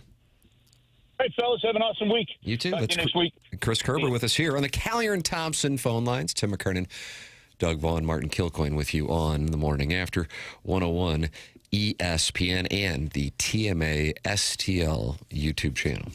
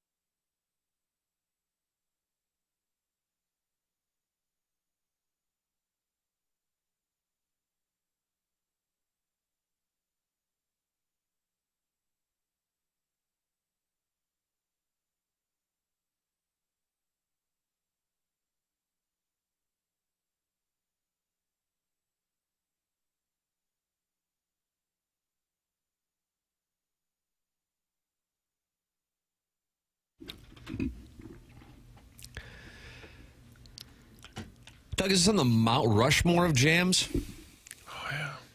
I wouldn't think so. Wow, controversial take. Well, My Girl Bill and Glowworm take up half the spots, so. And then Can You Stand the Rain? But then there's a spot right there for Mark Morrison. If you'd like it there, okay, Yes. okay. It's TMA 101 ESPN. The show is presented by Brown and Crouppen. Tim McKernan, Doug Vaughn, Martin Kilcoyne with you on the program. You can watch us and tell us if you think we're cute by opening up your YouTube app, typing in TMA STL, and joining the Friends of the Feather.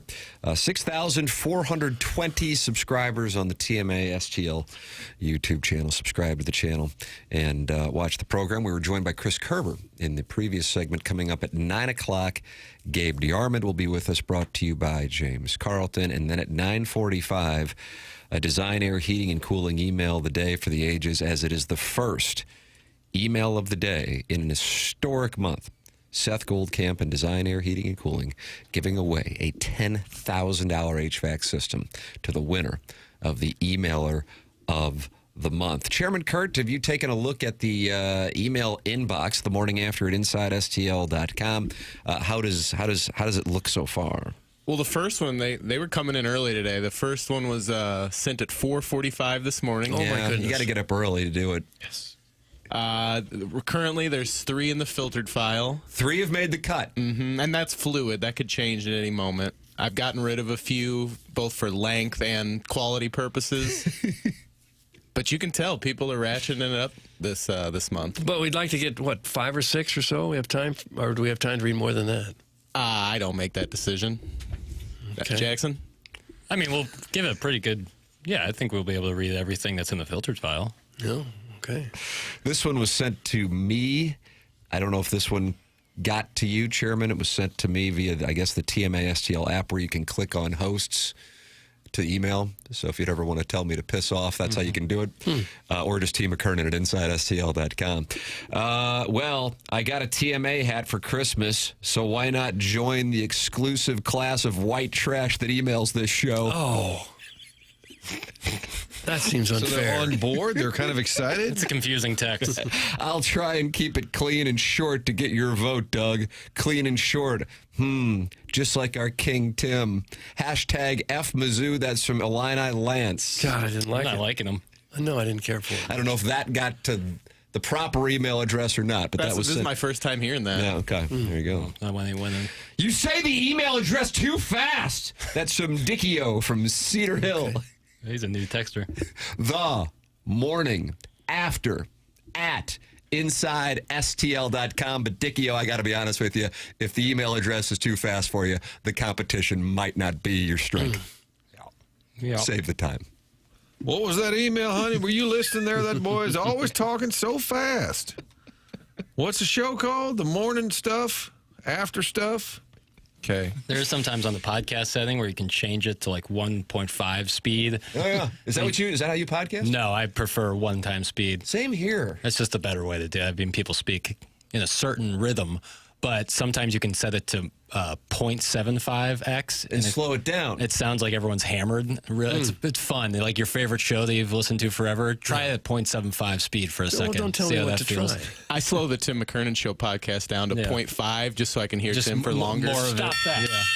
And then it lasts 6 hours. Yeah. That's right, Jackson. Have you missed QFTA? Yeah. No. Yeah. I picked. God, it was such an instantaneous read. No, I definitely have missed all my. I hate sleeping in and doing whatever I want. And you're picking up the sarcasm. Yeah, I hate it. Hanging out at Duke's all night. Dickio has responded. Uh-oh. Bet. All right. He's wagering? He's betting you that he can't hang. No, bet in that context would be like, heard that. Affirmative. Yes. I like that. Got it. That's what he's saying. Strikes me as an odd term to use for a guy that seems to struggle with the pacing of the morning after at InsideSTL.com. You never know. Doug, I like that term, though. Bet. Yeah. You like Bet. that? Bet. Not Like Doug, let's have lunch today. And, Bet. And I say 6-7. No, I say bet. But you would say bet. Bet, okay. Yeah. Or bet that. Or smash. I'm going to smash lunch. Stop this. Yeah, smash lunch. Yeah. Want to try that email address, slow-mo read again, but without the attitude, Mr. Tim? Thanks. That's from Brian Henshin, who's trying to figure out if the Colts are going to get an at-large bid into the NFL playoffs. I doubt it. I doubt they will. They don't have them, so that's probably a major disqualifier. Salty Bald Dad from Caseyville is not happy. That is his brand. He says, still no rules. They gave away the November one to Martin. Who wins the January one? Chairman's uncle? Martin, you were given an HVAC system, is that correct? No, and I got the receipts. I wish I had known this was happening. I would have froze the whole family out for 2 months just in the off chance I could win this in January. Great company. It's great product. Shocking. All kinds of losers from way outside of St. Louis proper inquiring about Seth's HVAC giveaway. Do these people know you can't install an HVAC in a sod house? Oh. And I saw you naked at the MAC papers. That's from the Warson Woods Wacko. You were naked at the MAC over break? No. I didn't go to the MAC. In the I wasn't gym even or down there in the lobby? I wasn't even there. Lifting weights naked? No, I wasn't there. Simply wasn't there. Well, someone saw you. In the lobby. I go to the gym. I don't even go into the locker room. I'll leave sweaty. Yeah. Sucks. Well, why do you do that? I don't like going in there. I've got to lock up that. Forget the combination. It's too much. Oh. Hey, Doug, Colton Parayko doesn't play on the power play. Bad. That's from Percy Blumpkin. I'd have sworn I'd seen him out there taking some slappers on the power play. I was proud of you. You see him on the power play? Yeah, I was like, you could have said that to me. I'd be like, sure, I see him all the time. How much of the Blues and Canadiens did you watch on Saturday? Not one solitary second. How much of the Blues and the Vegas Golden Knights did you watch on Friday? I'll just get ahead of this. I didn't watch a second of Blues hockey. Oh, no. Oh, God in heaven. It's because you were running around naked at the MAC. I guess, yeah. No, I just didn't. No. Nope. Not how I spent my time. Since we last spoke, they played 5 times. Yeah. They had the 2 home games after Christmas. They Buffalo. went to Colorado and 2 more at home. Missed them all. How many minutes of the 60 minutes on the field between Miami and Ohio State did you watch? Almost all of it. Yeah. What about the 60 minutes of competition between Texas Tech and Oregon? All of it. Okay, what about the 60 minutes of competition between Indiana and Alabama? All of it. What about the 60 minutes of competition between Ole Miss and Georgia? Almost all of it. Yeah. Well, I have my priorities. This is what I like to watch. What I about like watching football 40 minutes of Missouri and Florida? I was playing pickup that night. Wow, now that's an upset. But I got home for the last 4 minutes and then rewatched the entire game later the next day. I was Sunday. thinking of you because Jaden Stone is the key. He's been talking about Jaden Stone, Martin. I just said, like, and he scored the first 8 that night. And I said, oh, here we go. Got a chance. But his impact, and I don't want to get too deep in the weeds here, but his impact more so is having another shooter out there, another scorer that the defense has to honor, so they can't just sag off of a guy and double up on Mark Mitchell. Like, it just it lets everyone play their role better when you have another scorer out there of his caliber. Same with Trent Pierce.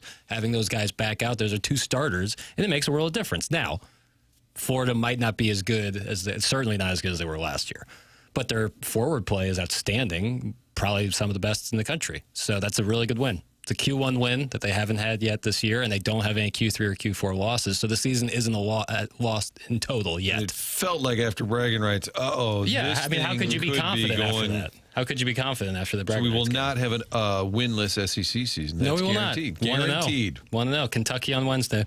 What percentage would you put it that Missouri makes the NCAA tournament? 15%. Okay.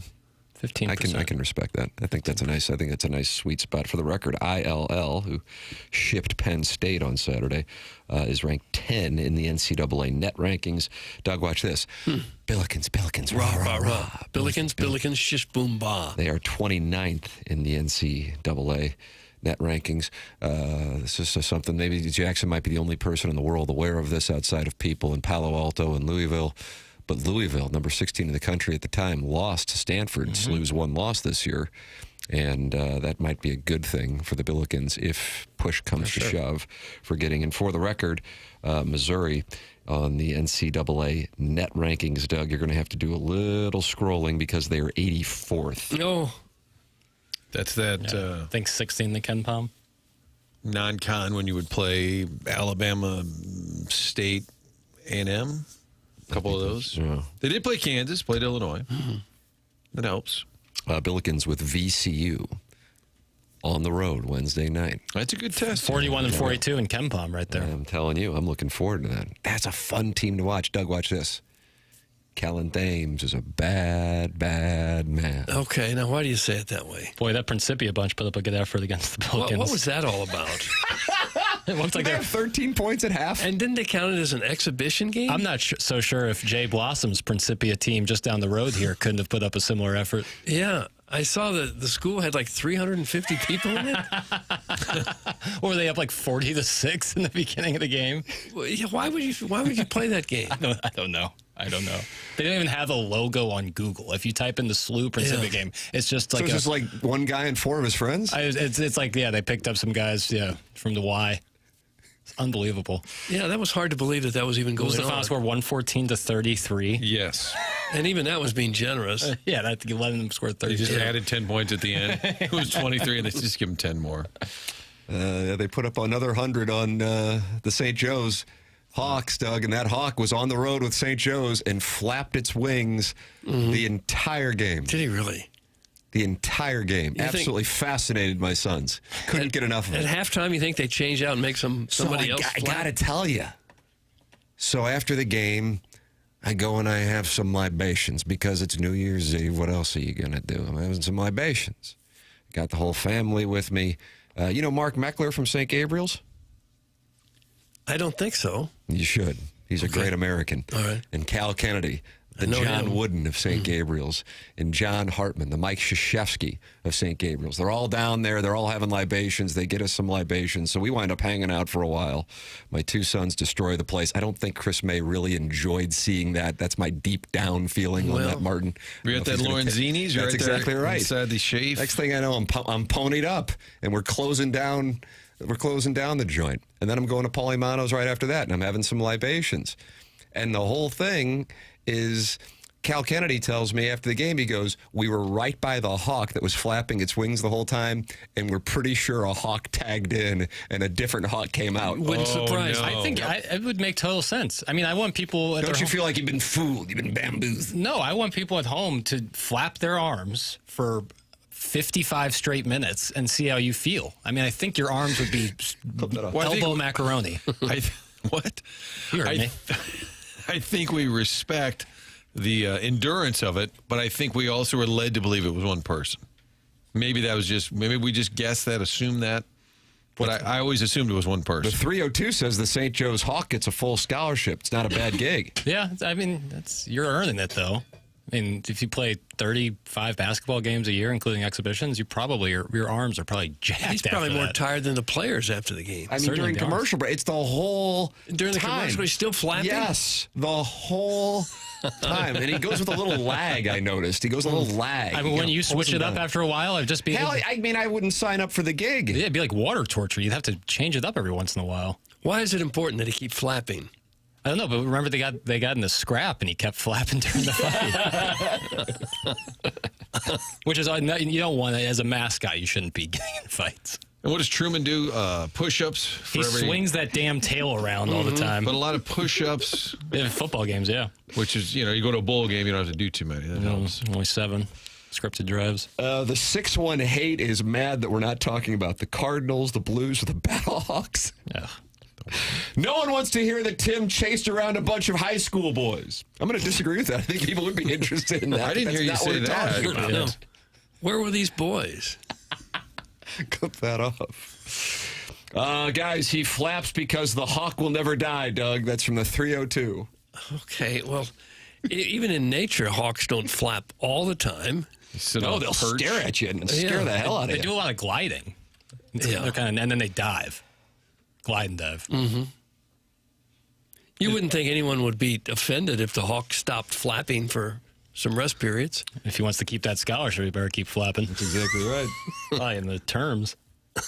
It seems almost like torture. Yeah, truly. I mean, it would really, really tire your arms out. Yeah. Just even holding your arms straight in front of you for that long would be pretty tiring. It'd be easier to flap than hold them straight in front, Yeah, probably. SLU's the real deal. I've been saying it for a while. They're the next Gonzaga. It's from Joey Vitale's Orange Scully. Well, we'll have to wait to see where Joey Lenardi has him tomorrow, Doug, at 8 o'clock when he releases his latest bracketology. He's not going to talk like that, hopefully. SLU scored over 100 6 times already this year and had 90 like 3 or 4 more times. I'm really excited for the game against VCU. I am too. That's a 2 TV setup for me that night. Mizzou, All because of the Blackhawks and Blues. No, that's an 8:30 puck drop, so I think we'll be able to get that. How did you know that? Sports Center update that I gave 40 minutes ago. Okay. I was unaware of who they were playing up until then. But both Mizzou and SLU play at 6 on Wednesday, so I'll have to double up the televisions. And that's Kentucky, or is it Hotty Toddy? Kentucky in Lexington. Who's Kentucky down year. Oof. So opportunity arises for Missouri to get a road win. Haven't been very many of those down years for Kentucky. More so in the last decade than there have been in probably 2 decades prior. Still a blue blood? Oh, yeah. I think so. Yeah. The Colonel's going to join us coming up at 9 o'clock, brought to you by James Carlton of the Carlton State Farm Insurance Agency. And then at 9:45 on the Stiefel dossier, the first Design Air Heating and Cooling email of the day in this historic month in which a winner will get $10,000 HVAC system installed by Seth Goldcamp and Design Air Heating and Cooling. The morning after at InsideSTL.com. Doug, can you tell us about Design Air Heating and Cooling? Well, they're the people that you need to call if you should ever have a problem with your furnace or your air conditioner. Maybe you don't have a problem. You just want regular maintenance. That would certainly be a smart thing to do. Design Air can get out there and do that. They've been doing it since 1904. They've been serving the St. Louis area for 121 years now. Seth Goldcamp, 4th-generation family member, running that business, and they happen to be the longest sponsor on TMA at Design Air. They believe in honest work. You're never going to be sold something that you don't need, whether you're dealing with the cold or the heat. They've got your back with dependable service and no pressure solutions. I've had Design Air out to my house a couple times. They just do fabulous work. Best in town. Visit designairservice.com. Schedule your service today. Don't forget about that email of the day prize this month, $10,000 HVAC system to the winner of the email of the day in January. That's at tmastl.com. If you want to write in an email, we're happy to read it. If it's decent, designairservice.com, home of the handsome repairman. Maybe you'll be lucky enough to get the very helpful Anthony, or possibly the heavily muscled and highly regarded Brian. You don't know who you're going to get. You'll be happy with all of them. They all do fantastic work at Design Air. Did I just hear Jackson say that he's excited for SLU versus VCU? Yeah, that's like being excited for Bethune-Cookman versus Tennessee Tech. That's Harrison's brother, Master, seems unfair. who is not happy. But Martin, he sent it in 3 times since Jackson said it 3 minutes ago. That's sort of the Glenn Close effect. I will not be ignored. You just keep firing away. What do you want, Bucko? You want some? There it is. It's back. That's that one up. Sorry, I breathed through my nose. I think if someone sends the same text 2 or 3 times, he ought to automatically be disqualified from having the text read instead of kowtowing to it and reading it. Guys, I was at that SLU Principia game. It was like watching that fight between Jamie Rivers and Piddles. That's from Sharon and Clayton. Very similar vibes. No Sharon chance. Clayton and Harrison's brother Master in an alliance for 2026, Doug. One of the most formidable tag team champions in the Air Comfort Service text inbox. Colonel's joining us coming up next, brought to you by James Carlton, as we enter the Mark Hanna Evergreen Wealth Strategies 9 o'clock hour, closing out the Fisher Window and Door Store 8 o'clock hour. It's TMA, presented to you by Brown and Crouppen on 101 ESPN and the TMA STL YouTube channel.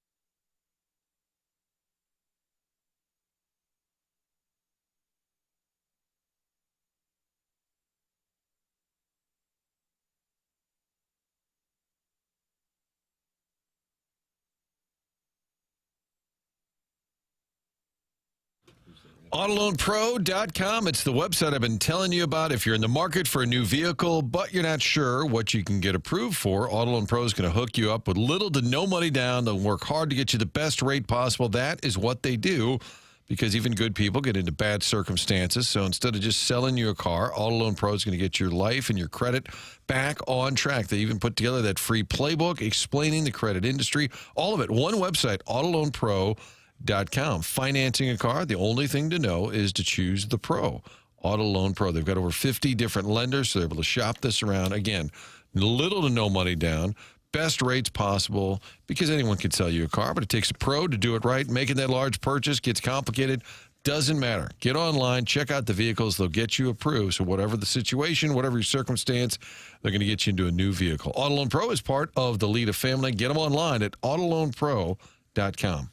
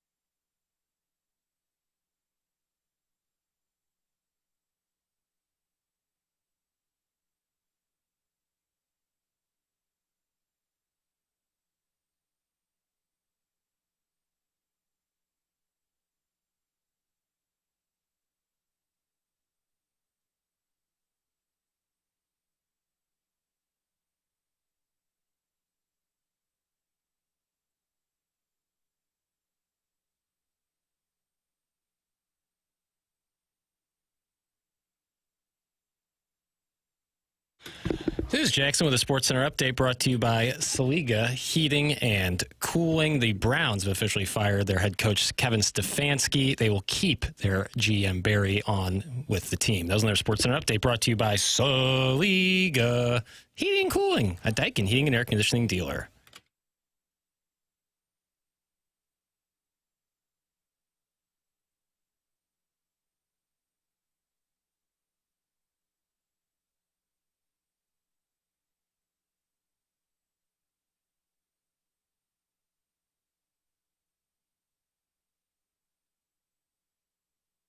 live in, which is called service. It is called service. Surrey is where I live. Surrey is where I live. Whoa, Surrey is. They'll be playing this in Lexington, Kentucky on Wednesday night. As Jaden Stone takes the floor and Jackson Burkett points his finger at you like Dikembe Mutombo and says, I told you so. And Missouri rattles off, 21 straight to win the national championship? Is that what the math would be? Really? Yeah, I think, because you got to win, 8 games to win the tournament? Got 20, yeah. It's about to be nuts. I think it's 6 games to win a tournament, isn't it? 6? Is it 6? Yeah, you're right. Unless you start in Dayton. Yeah, first 4. Yeah. Colonel will break it down with us right now. He's brought to you by James Carlton of the Carlton State Farm Insurance Agency. Ladies and gentlemen, our pleasure to welcome to the Callier and Thompson phone lines from PowerMizzou.com, friend of the program, Gabriel P. DeArmond. Morning, Colonel. Hey, guys. I think it would have to be like 28 straight, which obviously seems likely. So. Yeah, I guess it's more likely. 28's more likely than 21. Yeah, I think I can do it. Right. Colonel, I was enjoying your podcast with Cody and then the Ole Miss reporter who I know you are friends with, Neil McCready. Am I correct? Gentleman's Correct. name? Who drove Doug right after the Ole Miss Georgia game in New Orleans. Got an hour and a half of sleep and drove to Norman, Oklahoma. Oh, God. 10 hours for the Ole Miss basketball game against the Sooners. Holy Mary, Mother of God. But then the Colonel has him on the podcast to get his insight on Ole Miss backup quarterback now, but he started the season as the first stringer, Austin Simmons, who, per a variety of reports, including the Colonel's, is making his way to Columbia whenever Ole Miss's season comes to a conclusion via the transfer portal. And I thought that was a really insightful podcast. I'd recommend it to our audience, the Power Mizzou podcast, because there's differing opinions on this move for Missouri. But something that stood out to me that you said, Gabe, is that Eli Drinkwitz certainly has not gotten the quarterback he has wanted to get to Columbia yet in his time. But to his credit, he identified 2 quarterbacks that he wanted to bring in. He just wasn't able to get them to Columbia, but he was pretty close, if not had. Jaden Daniels wins a Heisman, and then Mendoza, who might win a national championship in addition to his Heisman Trophy. This time, right when the portal opens up, he goes and gets the guy that he identified, and your cohort from Ole Miss spoke to the talent that he has. The question, of course, is experience. Your assessment, sir. Well, yeah, I don't know if he was, number one but he was clearly on the short list of guys that they would be happy with as, their first choice. Now, I think there's still a decent chance that Missouri adds another quarterback, but I think it will probably be a guy that you look at and go, well, yeah, if everything goes to hell and we're playing our third string quarterback, then, hopefully this guy can save it a little bit. I think Simmons has to be your perceived starter. I don't know. Is it going to work? I have no idea. Right? I think it is either like the 500-foot home run or it is a strikeout. This is a very boom or bust move. Like Neil said, like most people have said, the physical talent is absolutely undeniable. Here would be my concern about it is. The plan last year was clearly Bo Perbula is going to be our guy for 2 years, right? We brought him in. He's got 2 years of eligibility left. Well, that didn't work, so you had to change that. But my thought going into this year was always, hey, you've got a first-year starting quarterback. Those guys don't generally come into the SEC and take everything by storm, and that didn't happen, right? Bo won 8 games, which, whether it was entirely his choice to leave, entirely their choice for him to leave, or somewhere in between, I don't know. But the point is, you've got another first-year starting quarterback next year. So you look at it and go, realistically, even if you add a whole bunch of pieces, are you talking about a probable playoff team? Not in my opinion, not with the first-year starter, a guy who has actually played fewer snaps than Bo had when he got here. So then you look at 2027 and you see that schedule and you just start to kind of go, I see a path here where, things get, I guess, I don't know what the word is, not bad, but maybe not as good as Missouri fans are hoping. Do you think it's pretty set that Simmons will go to Mizzou? Is it a foregone conclusion at this point? I mean, nothing is a foregone conclusion, right? Until it's announced that he has signed, you can't say it's done. But every impression I get is that, yes, everybody is very comfortable this is happening. I don't believe that Pete Thamel reports it if it is not basically done. I mean, these national guys have really mastered the art of using language to say, look, this is done and I'm reporting it's done, but my language says I'm not actually reporting it's done. So in case it doesn't get done, you can't say I was wrong, right? It's like strong leader, team to watch, all these things. That means it's happening. The impression I get is, yes, this is on target. Everything should happen. Now, look, at the end, anything can change, so I'm not going to tell you it's 100% done, but it's the full expectation that he is coming to Mizzou. And I enjoyed the post game with some black and tan, little Yingling there. But post Gator Bowl, it needed some imbibing after that output by Mizzou. And I think you stated it where somewhere Kirby Moore was feeling a little vindicated. I think most folks thought, boy, this offense is terrible. This Kirby Moore can't call a game. And boy, it was pretty revealing in a game where Eli Drinkwitz took over. Yeah, I mean, I don't know why anybody would have thought, hey, all of a sudden magically Eli is going to call the touchdown plays that Kirby didn't call. I mean, it's almost never as simple as you just called the wrong plays. You need better players, And I mean, I thought Dennis Gates put it well after the game on Saturday night. He said, "Look, when Anthony Robinson makes shots, I'm a great coach. When he misses them, I'm horrible. When Trent Pierce rebounds and blocks out, I'm a great coach. When my guys don't dive on the floor for loose balls, I'm the worst coach in America." And it's not completely removing blame from the coaches, but I've never subscribed to this guy just calls – he has all the talent to win the national title. He just calls the wrong plays. Gabe DeArmond with us here on TMA, brought to you by James Carlton at the Carlton State Farm Insurance Agency. You make reference to Dennis Gates on Saturday night. Missouri, a 7.5-point underdog, and they're able to win against the defending national champions, and that comes after getting absolutely pounded by Illinois in the bragging rights game. Jaden Stone's emergence, certainly a big part of that story, Colonel. And you were talking about the building. There was legitimate electricity in the building Saturday night. Yeah, it was just it was the first night since Alabama last year where it was like, hey, this seems like fun and everybody's into it. And, this is a big-time college basketball game. It reminds you what happens when you play a team that the fans have heard of and are interested in part, and also when you play well and beat that team, it certainly doesn't hurt.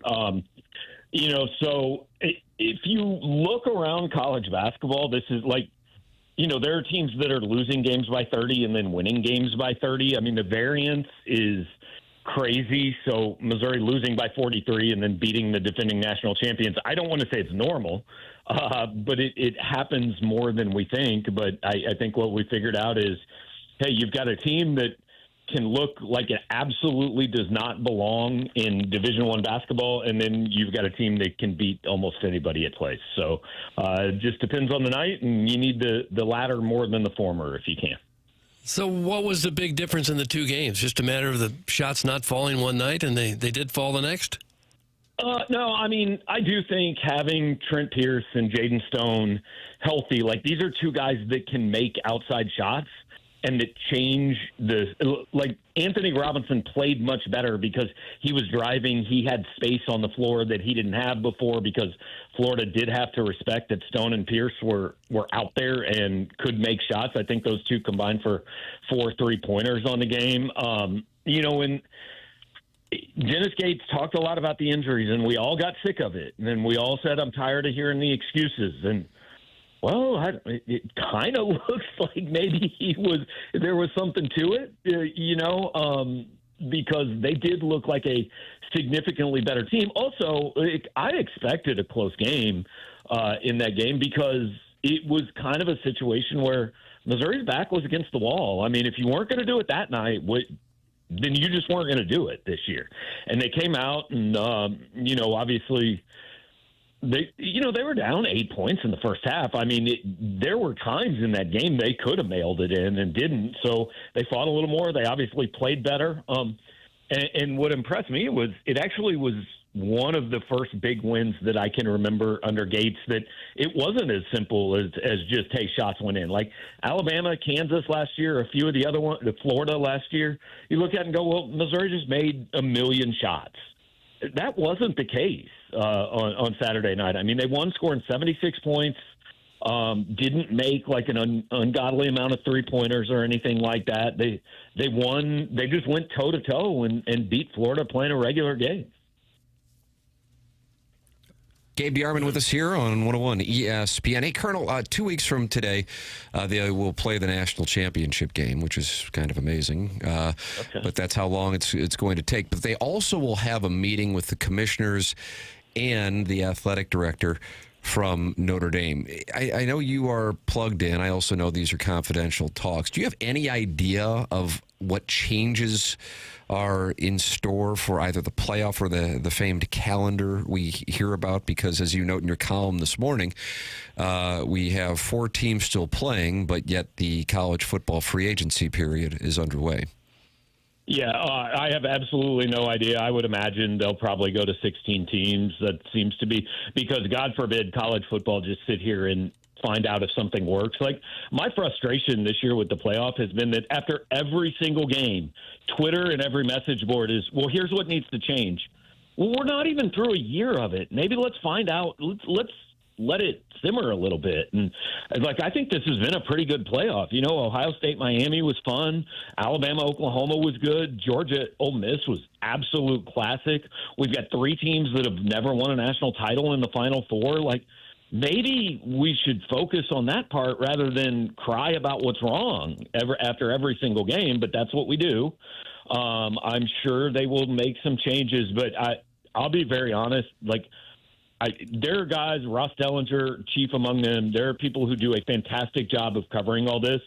I haven't read any of it for like 2 months. I'm whatever. Tell me what the rules are before next season, and we'll go ahead. But I am so unbelievably tired of all the administrative, bureaucratic stuff. I just want to watch and cover college football and basketball. The rest of it has exhausted me. And if you're a fan of a team, there's no rule that says you have to go to the game. But, boy, if you really wanted to, it's a big ask. I mean, Oregon goes to Miami, then to Glendale, and then back to Miami if they were to beat Indiana. Yeah, I mean, it's unbelievable the amount of travel. If you're an Indiana fan, you probably say, I don't care. I'm borrowing money. This is it. This is our chance. I'm going to the Rose Bowl, even that's only a quarterfinal in the big picture. Yeah. That's the one thing that's crazy for fans who do want to travel. Yeah, I mean, it very much, the Super Bowl is it's not a thing where the fans of the teams really go. It's this big corporate event. And college football is getting closer and closer to being the NFL. I mean, honestly, if I was a fan, unless I owned my own private jet and could just fly myself, games are better to watch on TV anyway. Like, the experience on television, now to me is better than being in the stadium for football. Gabe DeArmond, PowerMizzou.com, brought to you by James Carlton here on TMA every Monday and Friday. Read more from the Colonel on Austin Simmons, the Ole Miss quarterback, making his way to Columbia as the 2026 quarterback. Colonel, PowerMizzou.com with us here, brought to you by James Carlton. Thank you, Gabe.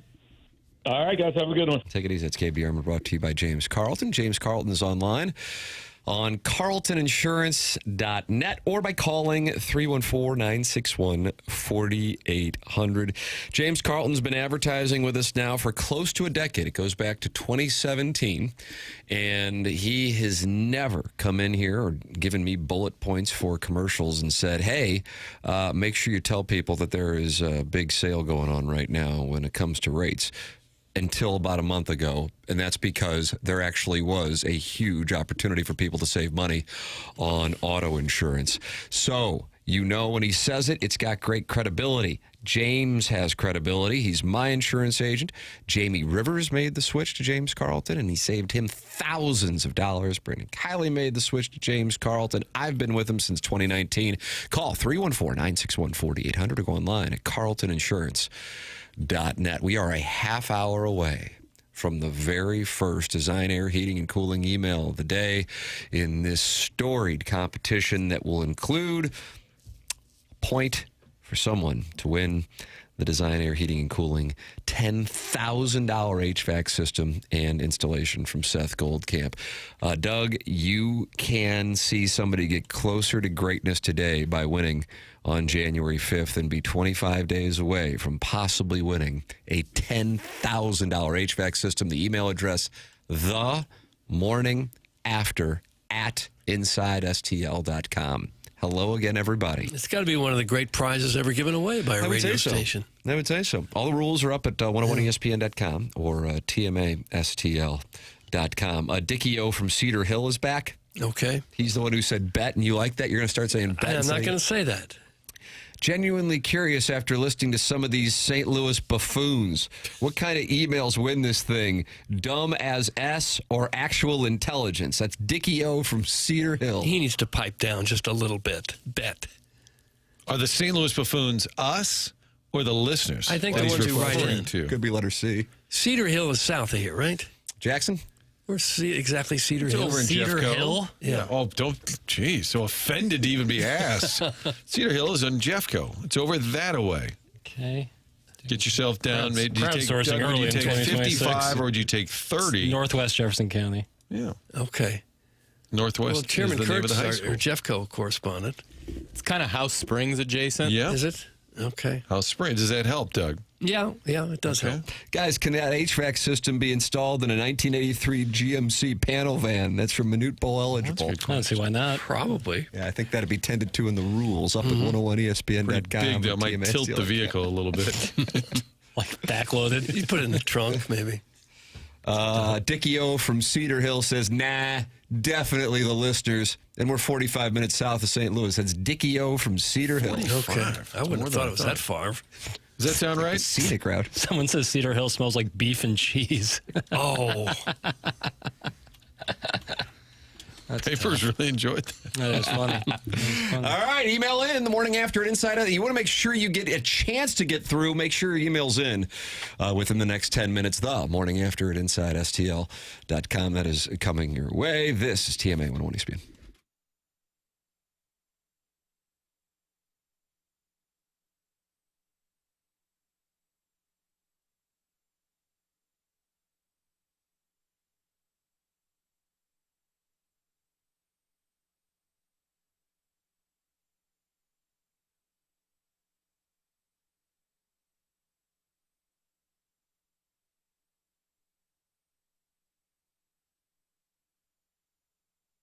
Well, the wild card round is here, and FanDuel is turning on playoff mode. All customers get a profit boost pack every NFL playoff game day. Each game day during the wild card round, you will find a pack loaded with multiple profit boosts waiting for you in the app. Pick the matchups you believe in, and I'm sure many people are looking forward to Saturday night with the Bears and the Packers.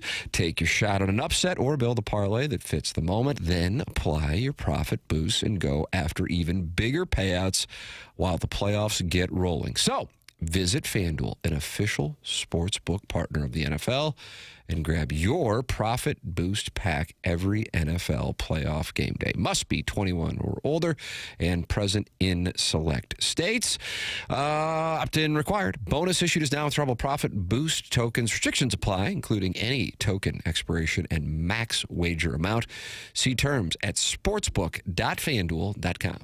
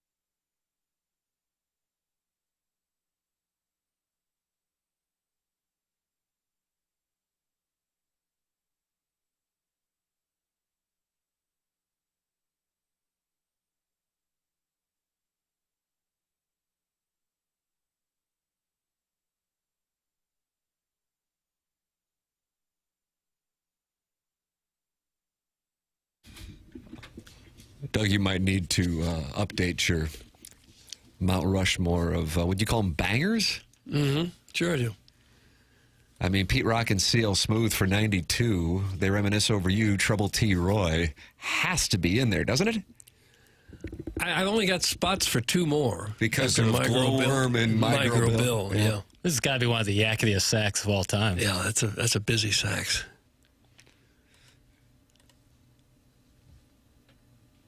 Hard to believe it's 34 years old, isn't it? Yeah, it is. 34? Wow. Yeah, color me stunned. Color Me Bad, 1991. Was that right? I want to sex I you don't up. know. I don't know. I Yours love too. I Adore Me More. And that Color Me Bad had 2 D's on the end of bad? Am I making that up? I'll look it up. Doug, 2 D's. I don't know how We'll it cover was that in spelled. onboarding. Sorry. Mark Hanna, Evergreen Wealth Strategy, sponsor of the 9 o'clock hour here on TMA. Brown and Crouppen, presenting sponsor of this presentation, and that goes back now 4 years. Brown and Crouppen online at brownandcrouppen.com or by calling 314-222-2222. Updated website for 2026 is getbc.com. But both are going to get you there to Brown and Crouppen, who's local, founded in 1979, a part of the St. Louis community because they were founded here in the St. Louis community. You can always call for free any day, anytime, or Brown and Crouppen will come to you for free. They don't get paid unless you get paid. If you think you may need Brown and Crouppen services, call 314-222-2222 or go to getbc.com. Make sure you let them know you heard about them on TMA. The choice of a lawyer is an important decision and should not be based solely on advertisements. Coming up here on the program in about 20 minutes, the Design Air Heating and Cooling email of the day. The first one for this $10,000 January competition. Email in the morning after at InsideSTL.com. Jackie Papers, you pulled so much audio. You pulled Blues audio.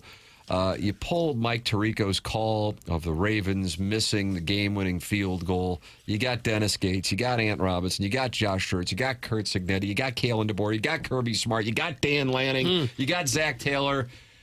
But the one that I want to hear is a "So What'd Your Grandma Think?" Yeah. We got a "So What'd Your Grandma Think?" It's a grandma alert. It's a grandma alert is what it says in the Steve Let me tell you, Will Wade, who's the subject of this grandma, has been hot to trot. Of this grandma. Hot to trot so far this year. And he was at LSU, and then they had him on tape saying, "Hey, we got some more money for you."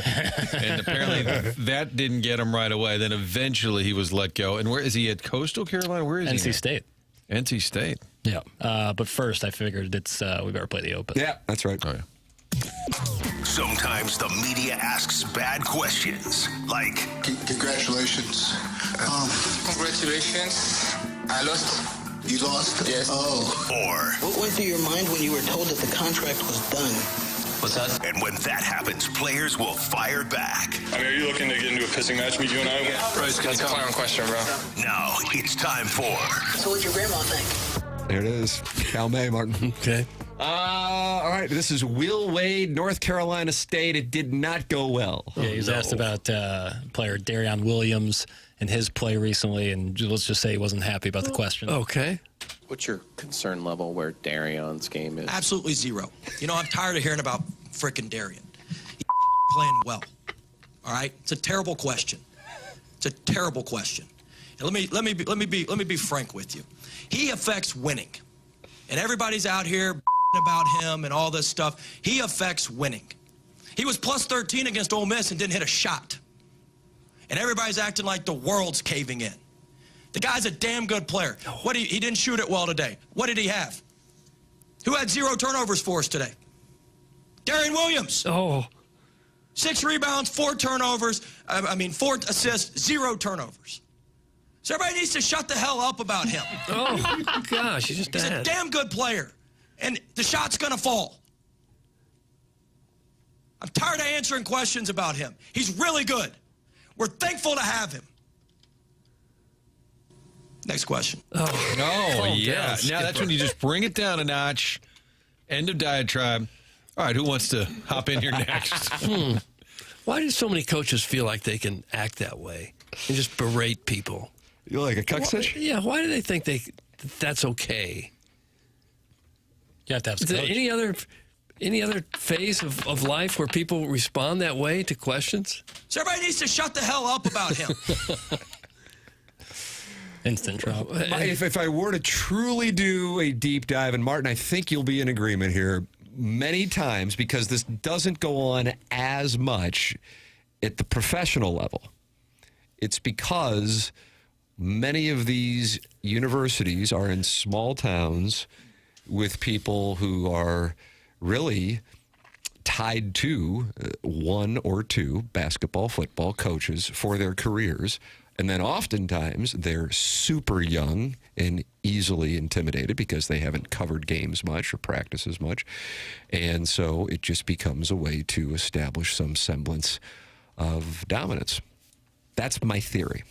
Yeah, they have a very young media core. If you go down even to Mizzou post-game for basketball, football, there's a ton of students who are part of the media brigade. So I think if you're looking out as the coach, it's I don't know if it's just a unspoken, like an inclination to be a bully, that you have that opportunity to just see this younger crew in front of you.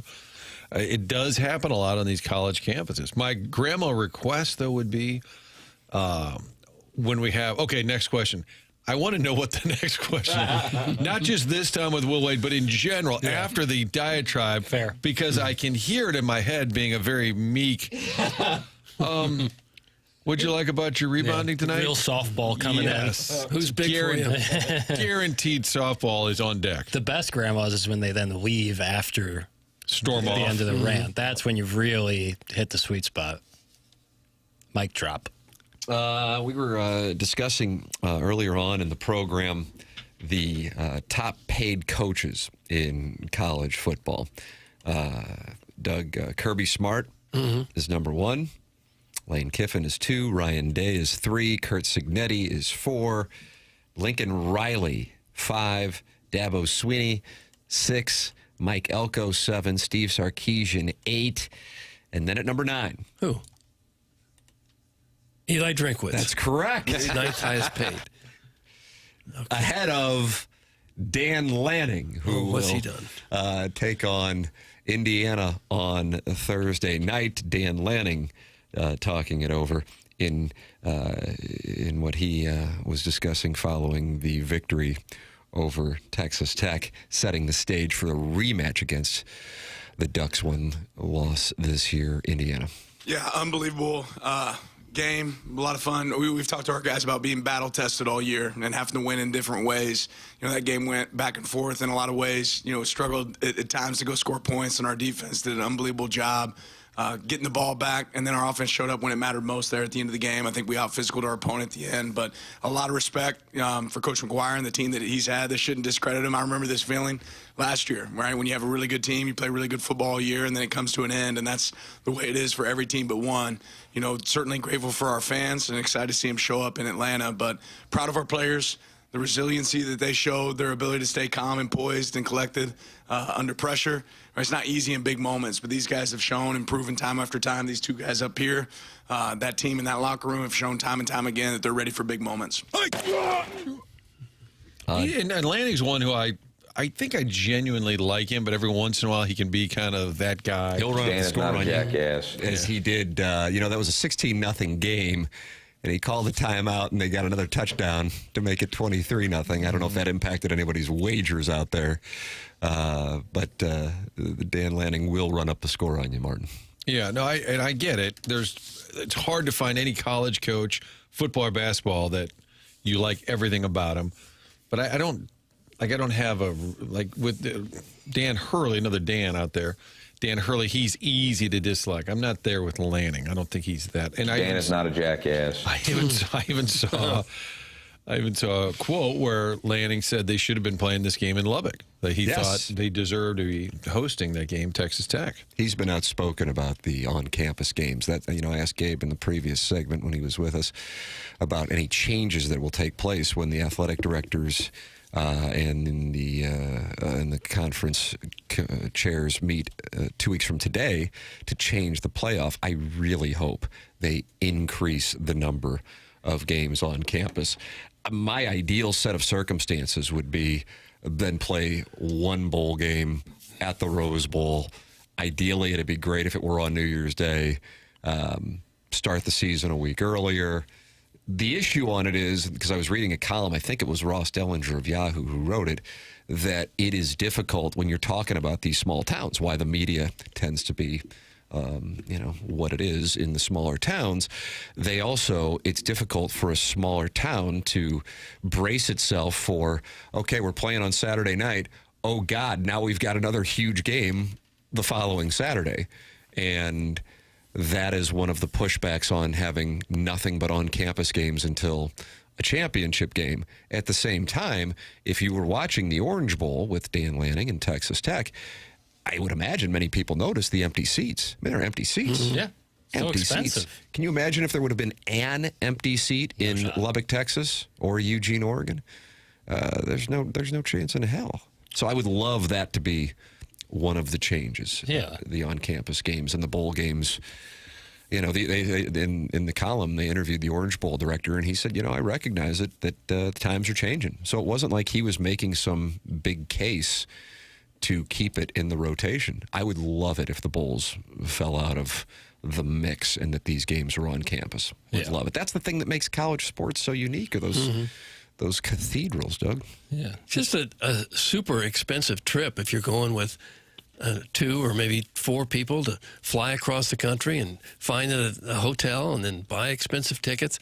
That's asking a lot when you need 70 or 80,000 people to fill up a stadium. Yeah, and the only consolation was you get the Rose Bowl and the beautiful sunset, and they start an hour early, and you don't even get a sunset. Martin, it was did you hear raining that? half That's the time. Jackson's traditional Rose Bowl sunset They take. started at 1 p.m. local Did you time. have that take with a button-up sweater vest? What's I even like the this. point of playing at the Rose Bowl if you're not going to have a sunset? We have sunsets everywhere. And it's for the Sugar Bowl. Start the Sugar Bowl an hour. It's inside. Who gives Doug, a have damn? you seen Landman with Sam Elliott? He loves a good sunset. Jackson is our Sam Elliott. I am very much like Sam Elliott, both mustached gentlemen who like staring One at of sunsets. which you can actually see. Yeah, who loves staring at sunsets. Yeah, his more famous And you don't like than the mine. sunsets we have here? I love the sunsets we have here. He just loves the sunset at the Rose Bowl. It's like one of the coolest, beautiful scenes in all of American sport, and we got gypped out of it. What the hell? Alan Dadeville is, of course, Now a Doug's Georgia camera's Bulldog. upside down. What has happened? I slammed the dais here, and Doug's camera flipped upside down. Alan Dadeville loves the Georgia Bulldogs, and Georgia has had, arguably, probably right there with Indiana and Ohio State, 2 of the best regular seasons in the last 2 years. But hasn't had a chance to host a playoff game. And then they lose in the quarterfinals each of the last 2 years. This past week to Ole Miss, last year to Notre Dame after Carson Beck, who is still playing, got hurt against Texas in the SEC championship game. And he says the fatigue for spending money for several playoff games is real. What isn't mentioned is also what airlines do to F people over. Flights from Atlanta to Phoenix this week were up to $2,000. Oh, jeez. You really have to gamble on what games you can attend. I gambled on a Fiesta Bowl. I gambled wrong, but made some money off an Ole Miss fan on the tickets. That's from Al in Dadeville. Okay. Yeah, and you're not just asking, a couple hundred wealthy donors to do this. You need tens of thousands of people to fill up the stadiums anyway. Miami fans had to go to College Station, fly back to Miami. Then they had to go to Dallas. Where are they playing on Thursday night papers? They are in Atlanta, if I'm not mistaken. Yeah, for the Chick-fil-A Bowl, Peach Bowl. And then they could get a break. They wouldn't have to go on the road if they wind up playing Indiana, Oregon, because the game will be right there in Miami, same place where Oregon and Texas Tech played. Oregon fans, however, got the home game against James Madison, a real delight. Had to fly one of the longest flights you could make on the mainland from Eugene to Miami. Now they go over to Scottsdale.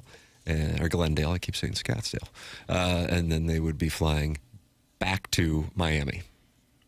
That would be the Oregon Ducks. Yeah. Fans. If your team made it through a couple rounds and you're asking your fans to travel, it wouldn't be out of the question to have to spend $25,000, $30,000 to make those trips with a couple people.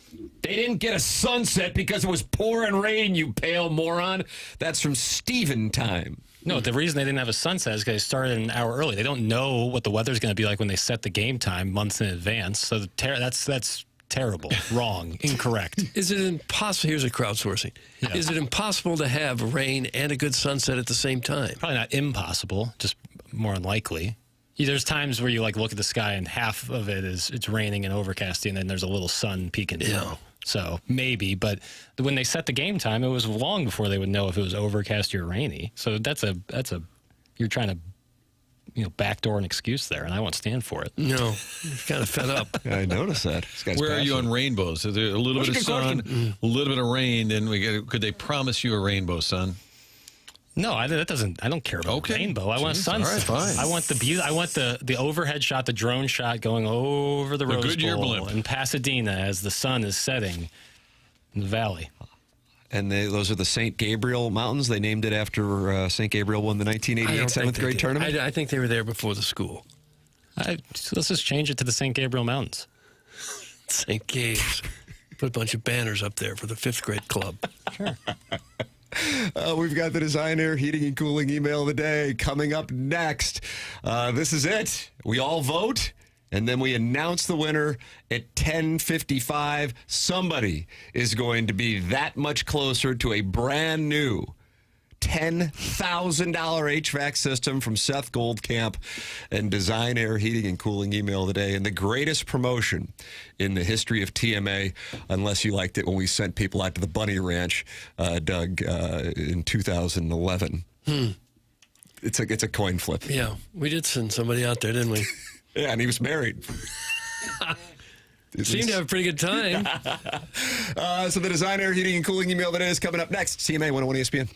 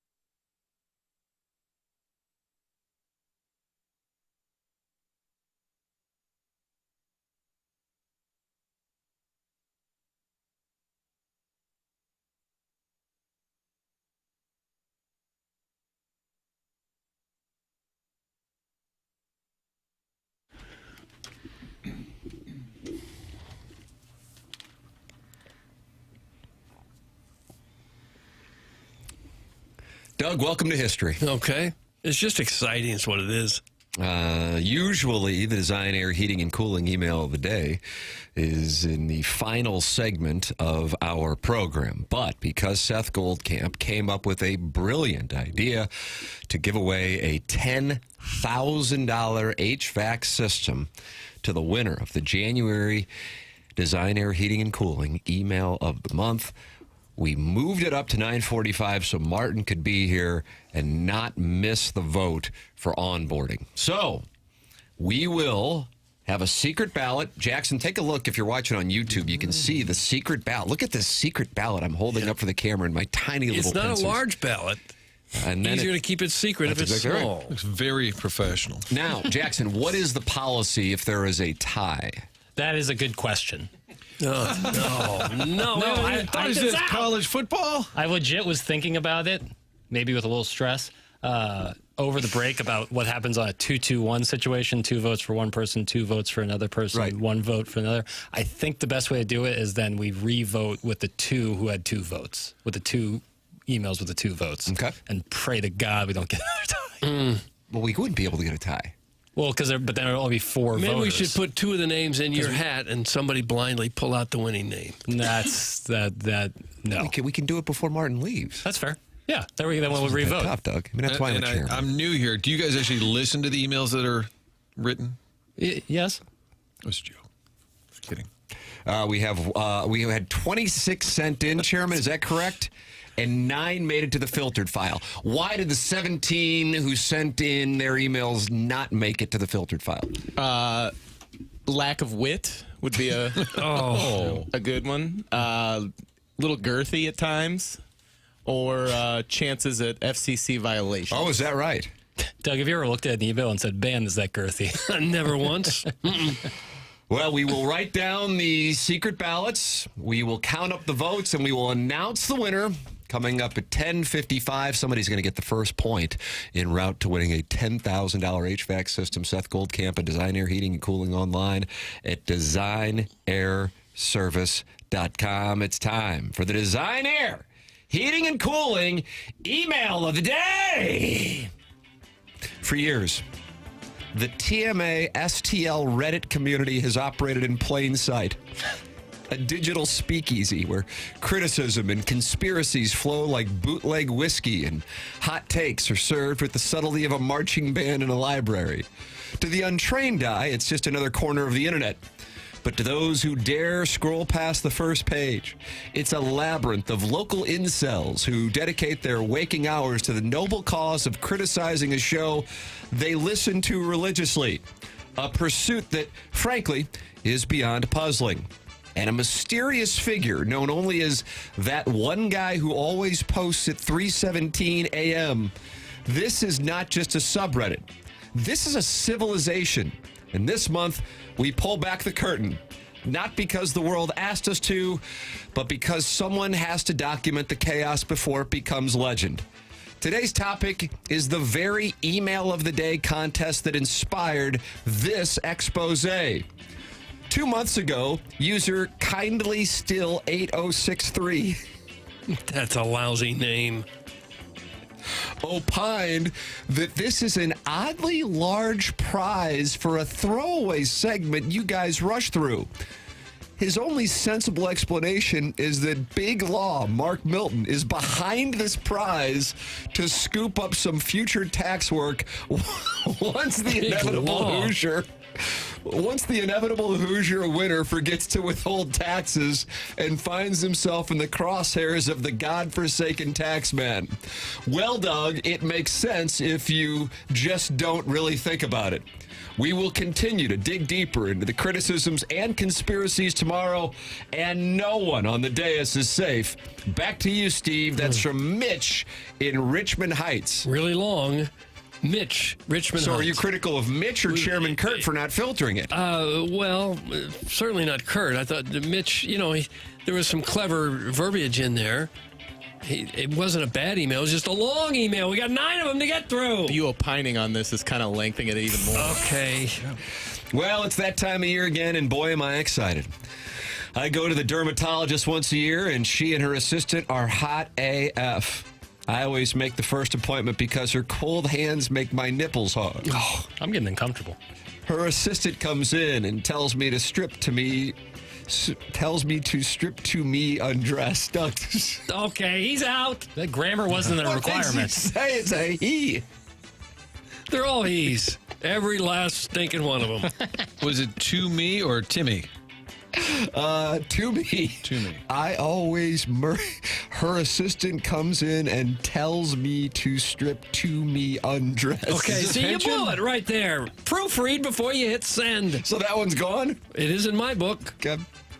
Take your time. Take your time. It's just an email. It's just an email. And in van, 2, 1. The nights can get pretty lonely when all you have to curl up with is a pillow. That's from Midge. Was that all the same email? Or was Midge. No, we've read 3. Okay, got there was a third one? Got it. That was Midge. Okay, because I was like, that was a hard cut into the next stanza, which is fine. Okay, van to Midge. Okay. Emailing in before 9:30 because I've always been able to follow erections? What? I'm not going to email starting with complimenting Tim, then an erotic story, and ending with a clever sexual implied name, because that is exactly what you guys are expecting me to do. Instead, a cute story of a man on man in love. Picked up my GNR tickets over the weekend. Hold that elevator. I voted for you, so it's payback time. The khaki stunner smiled and went all Kojak on me. Who loves you, baby? Then turn nope. I don't follow some of this. That's from Licky Licky? Licky Licky. He's new. Hello, boys. As we stand on the battlefield of a brand new year, it feels important to reflect on the choices that brought us here. Specifically, the choice to eat an ambitious number of White Castle sliders at 11:47 p.m. because it's New Year's Eve and nothing matters. Well, it turns out things mattered. What followed was a powerful reminder that while the ball drops only once a year, consequences do not run on a holiday schedule. The fireworks were beautiful. The countdown was thrilling. My digestive system, however, chose to celebrate the new year with chaos, regret, and what medical professionals might generously call an event. Let this be a lesson to us all. Just because sliders are small does not mean they are harmless. Just because it's New Year's Eve does not mean your body is open to new experiences. And just because something feels like a good idea after midnight does not mean it will feel like a good idea at 1:07 a.m. May the coming year be filled with wisdom, moderation, and fewer bad decisions involving steamed buns and onions. Happy New Year, and please learn from my mistakes. Doug, that's from Bano. Bano. He's new. Doug. Yes. Close your eyes. Don't tell me what to do. Picture this. Is this number 7? This is number 7. First day back after winter disconnect. You like that term? Yes. No. Love it. Winter disconnect. Get out of here with that. Sun out. Birds chirping. Seasonal depression in retreat. And yet within minutes, the YouTube chat has assembled like the Geneva Convention of guys who are pretty sure Jackson owes them something. What follows is not discourse. It is a tribunal. Barf Boy 69 times. Interesting that Jackson has a take on this. And then Jake in St. John demands to be heard, stating that he, quote, likes Jackson fine, before immediately issuing a multi-sentence indictment that suggests Jackson may be actively sabotaging the Blues, civic pride, and the concept of knowing ball. A third hubcap on the wheel of society exclaims that yes, Jackson is grab ass, but good grab ass, which is apparently an acceptable legal defense. I've been wheelchair bound my whole life. Today, for the first time, I stood up, legs trembling, spine untested, solely to turn off the YouTube chat, which my buddy accidentally left playing on his iPhone when he went to the restroom.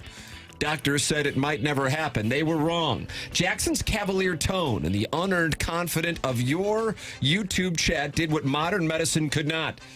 Your YouTube chat, you got there, doesn't just watch the show, it co-parents the show.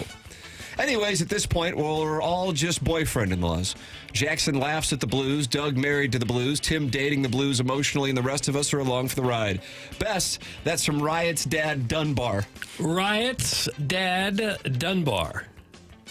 Martin, email number 8. Okay. Prominent winter holiday morning. everything was magical. We splurged on the St. Francis County shrimp, which are crawdads, and the good little Smokies, where the chili sauce and grape jelly had plenty of time to really get to know each other. We gathered around the hearth to open gifts and listen to the best of TMA because that is what Tim would have wanted us to do. No. Reliving the optimism about the upcoming 2025 Cardinals season with a potential 90-plus wins really warmed my heart. Much like those Cardinals who were technically there to entertain the fans but refused to acknowledge reality, my slice of heaven was hearing Tim and knowing that my wish to get back to work after the holidays would bring live shows back. And maybe, just maybe, 2026 would be the year of Sappho's for Tim. Doug, that's from Shooter McGavin, the vice president of slow email addresses. Shooter McGavin. Well, I guess we have 10. Okay. Sadie Hawkins, Doug, the Blues have won 2 in a row, and if they just get hot, they can get smoked by the Avalanche in the first round of the playoffs.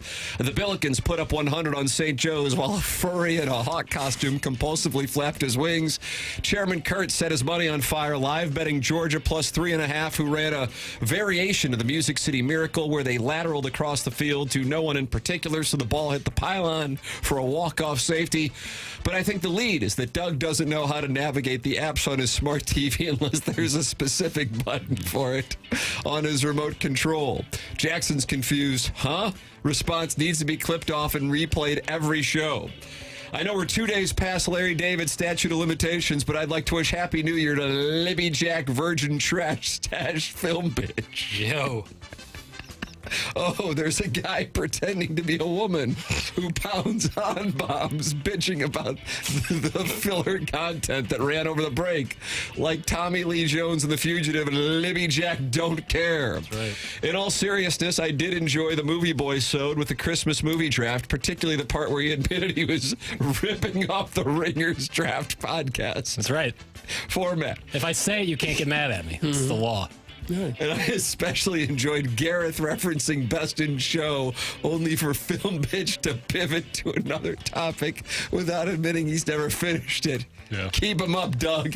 That's from Buck Swope, DBA, the recessed lady's breast. Buck Swope. And finally, another one.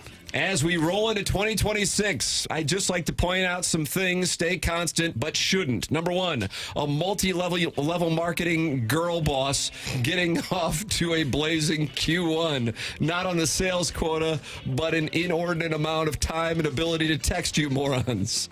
Number two, anonymous internet dorks hating on any betting play Tim makes or any segment Jackson plays during a holiday break, even though they don't know their ass from a hole in the ground. Number three, Mizzou Athletics overpaying and underdelivering because Provel cheese and fried dough money isn't Taylor Sheridan brain rot programming oil tycoon money. Number four, the Cardinals having 25% of its 40-man roster occupied by catchers. Yes. Did you see one of the top prospects of the rankings? Crooks? Bernal. Oh, Bernal, yeah. He's moving on up. Catcher. Yeah. Catch. Number five, Swope inevitably finding the loophole in this contest that leads to hashtag litigation and putting fingers in Pale's chest. Well, we'll get him in 2027, boys. P.S. Doug, sorry about the brown paper bag Lee May totem pole John, myself, and compadres created in 2012 in your castle. We all had a score to settle, Billy Madison style. That's from Carlos Spicy Wiener. Carlos. And that's what we have for the Design Air Heating and Cooling email of the day. We will write our votes down on our secret ballots, but this contest is really just Mark Milton trying to get some tax help. I guess that's what it is. That's like a futures bet. I like that play. All right, we will have that. We will announce the winner coming up at 10:55. Martin heads to onboarding. It's TMA 101 ESPN.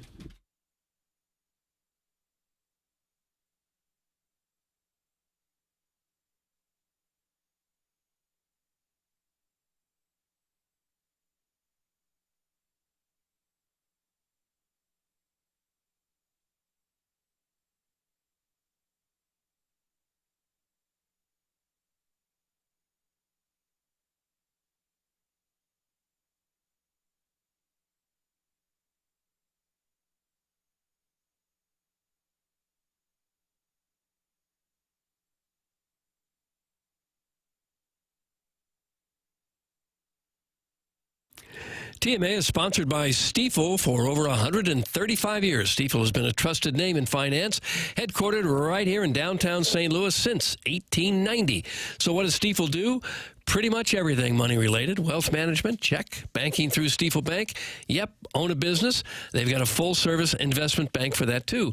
Basically, if it involves finance, Stifel has a solution for you. With 12 offices across the St. Louis region and more than 400 nationwide, Stifel combines local experience with national reach. Unlike many firms, Stifel isn't bank-owned. They own their own bank. That independence allows them to focus on one thing, doing what's best for their clients. It's a philosophy that has made Stifel one of the fastest growing wealth management firms in the world. Their tagline says it all, where success meets success. That's why they're partnering with TMA. It just makes sense. Stifel and TMA, where success meets success. Stifel Nicholson Company Incorporated, member SIPC and NYSE.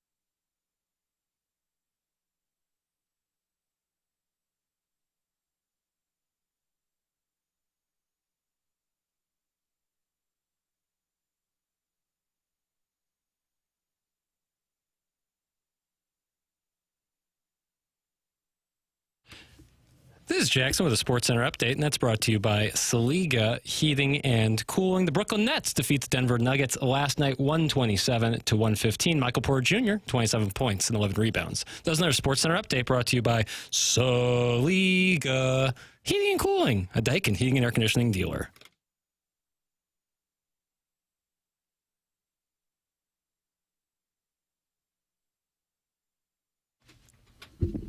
Well, I'll tell you something, Doug. What? I don't know if Jackson's playing this sad, sad song because he read the Air Comfort Service text inbox, but they are not happy with day one. Why? Of the Design Air Heating and Cooling Email of the Month showdown. Heiser House Hooligan. Why didn't he sent this 3 times and you said he should be blocked? Yes. If they and said he it also 3 really times. was talking about the Battlehawks, and he sent that in 4 times.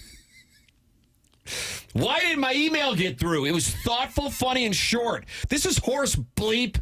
You can't talk about length and then allow 7 emails longer than the Bill of Rights. That's from the Heiser House Hooligan. I suspect it wasn't as funny as he thought it was, or it would have gotten through. I think sometimes people confuse the relationship with the listener in a show. Just because you listen to a show, you are not owed anything. We appreciate the support. No. But just emailing in is simply, that's how you have to enter the contest, but still might not get in. Did Heiser House Hooligan send an email in Chairman Kurt? He is our filter, Doug. Yeah, I'm looking at it right now, and I stand by my decision. Was it long? No. Was it good? No. Okay, there's your answer. Right. And everybody's touched on the Tim sitting on phone books joke. It's just be better, not bitter. Be better, not bitter. That was producer Joe's advice to I think Iggy, actually, if memory serves. Be better, not bitter. Let's see. Well, Jackson, just because you like basketball doesn't mean you can talk about it all the time. That's from Andy Pants. Okay, stop these texts. We can talk about whatever we want to talk about. There were bad ones. That's from the salty bald dad from Caseyville, and I don't think that's performance art with him. No, but it's just cracking analysis. There were bad ones. I hear whistles. Okay. I see James Carlton of the Carlton State Farm Insurance Agency. So I'm sitting over there, too. Oh, okay. And he has been sponsoring TMA or the Tim McKernan Show or both of them going back to 2017. Happy New Year, James Carlton. Happy New Year to you guys. Didn't the app used to award a listener for the most time spent listening in a given I mean, there was right. So the listeners, as they listened to the show, did get rewarded back in the day, Jackson, for listening to every segment that you guys broadcast.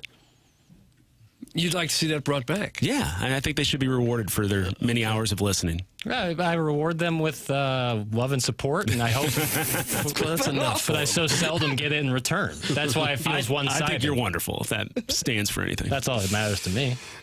James, what's doing here in the new year? Jackson and I got to give ourselves a little pat on the back. We thought the Indiana Hoosiers were going to rout the Roll Tide. Well done. But we also had Georgia as our future pick. Yeah, that's unfortunate. So, you win some, you lose some. Yeah. But wow, what a throttling to the Crimson Tide.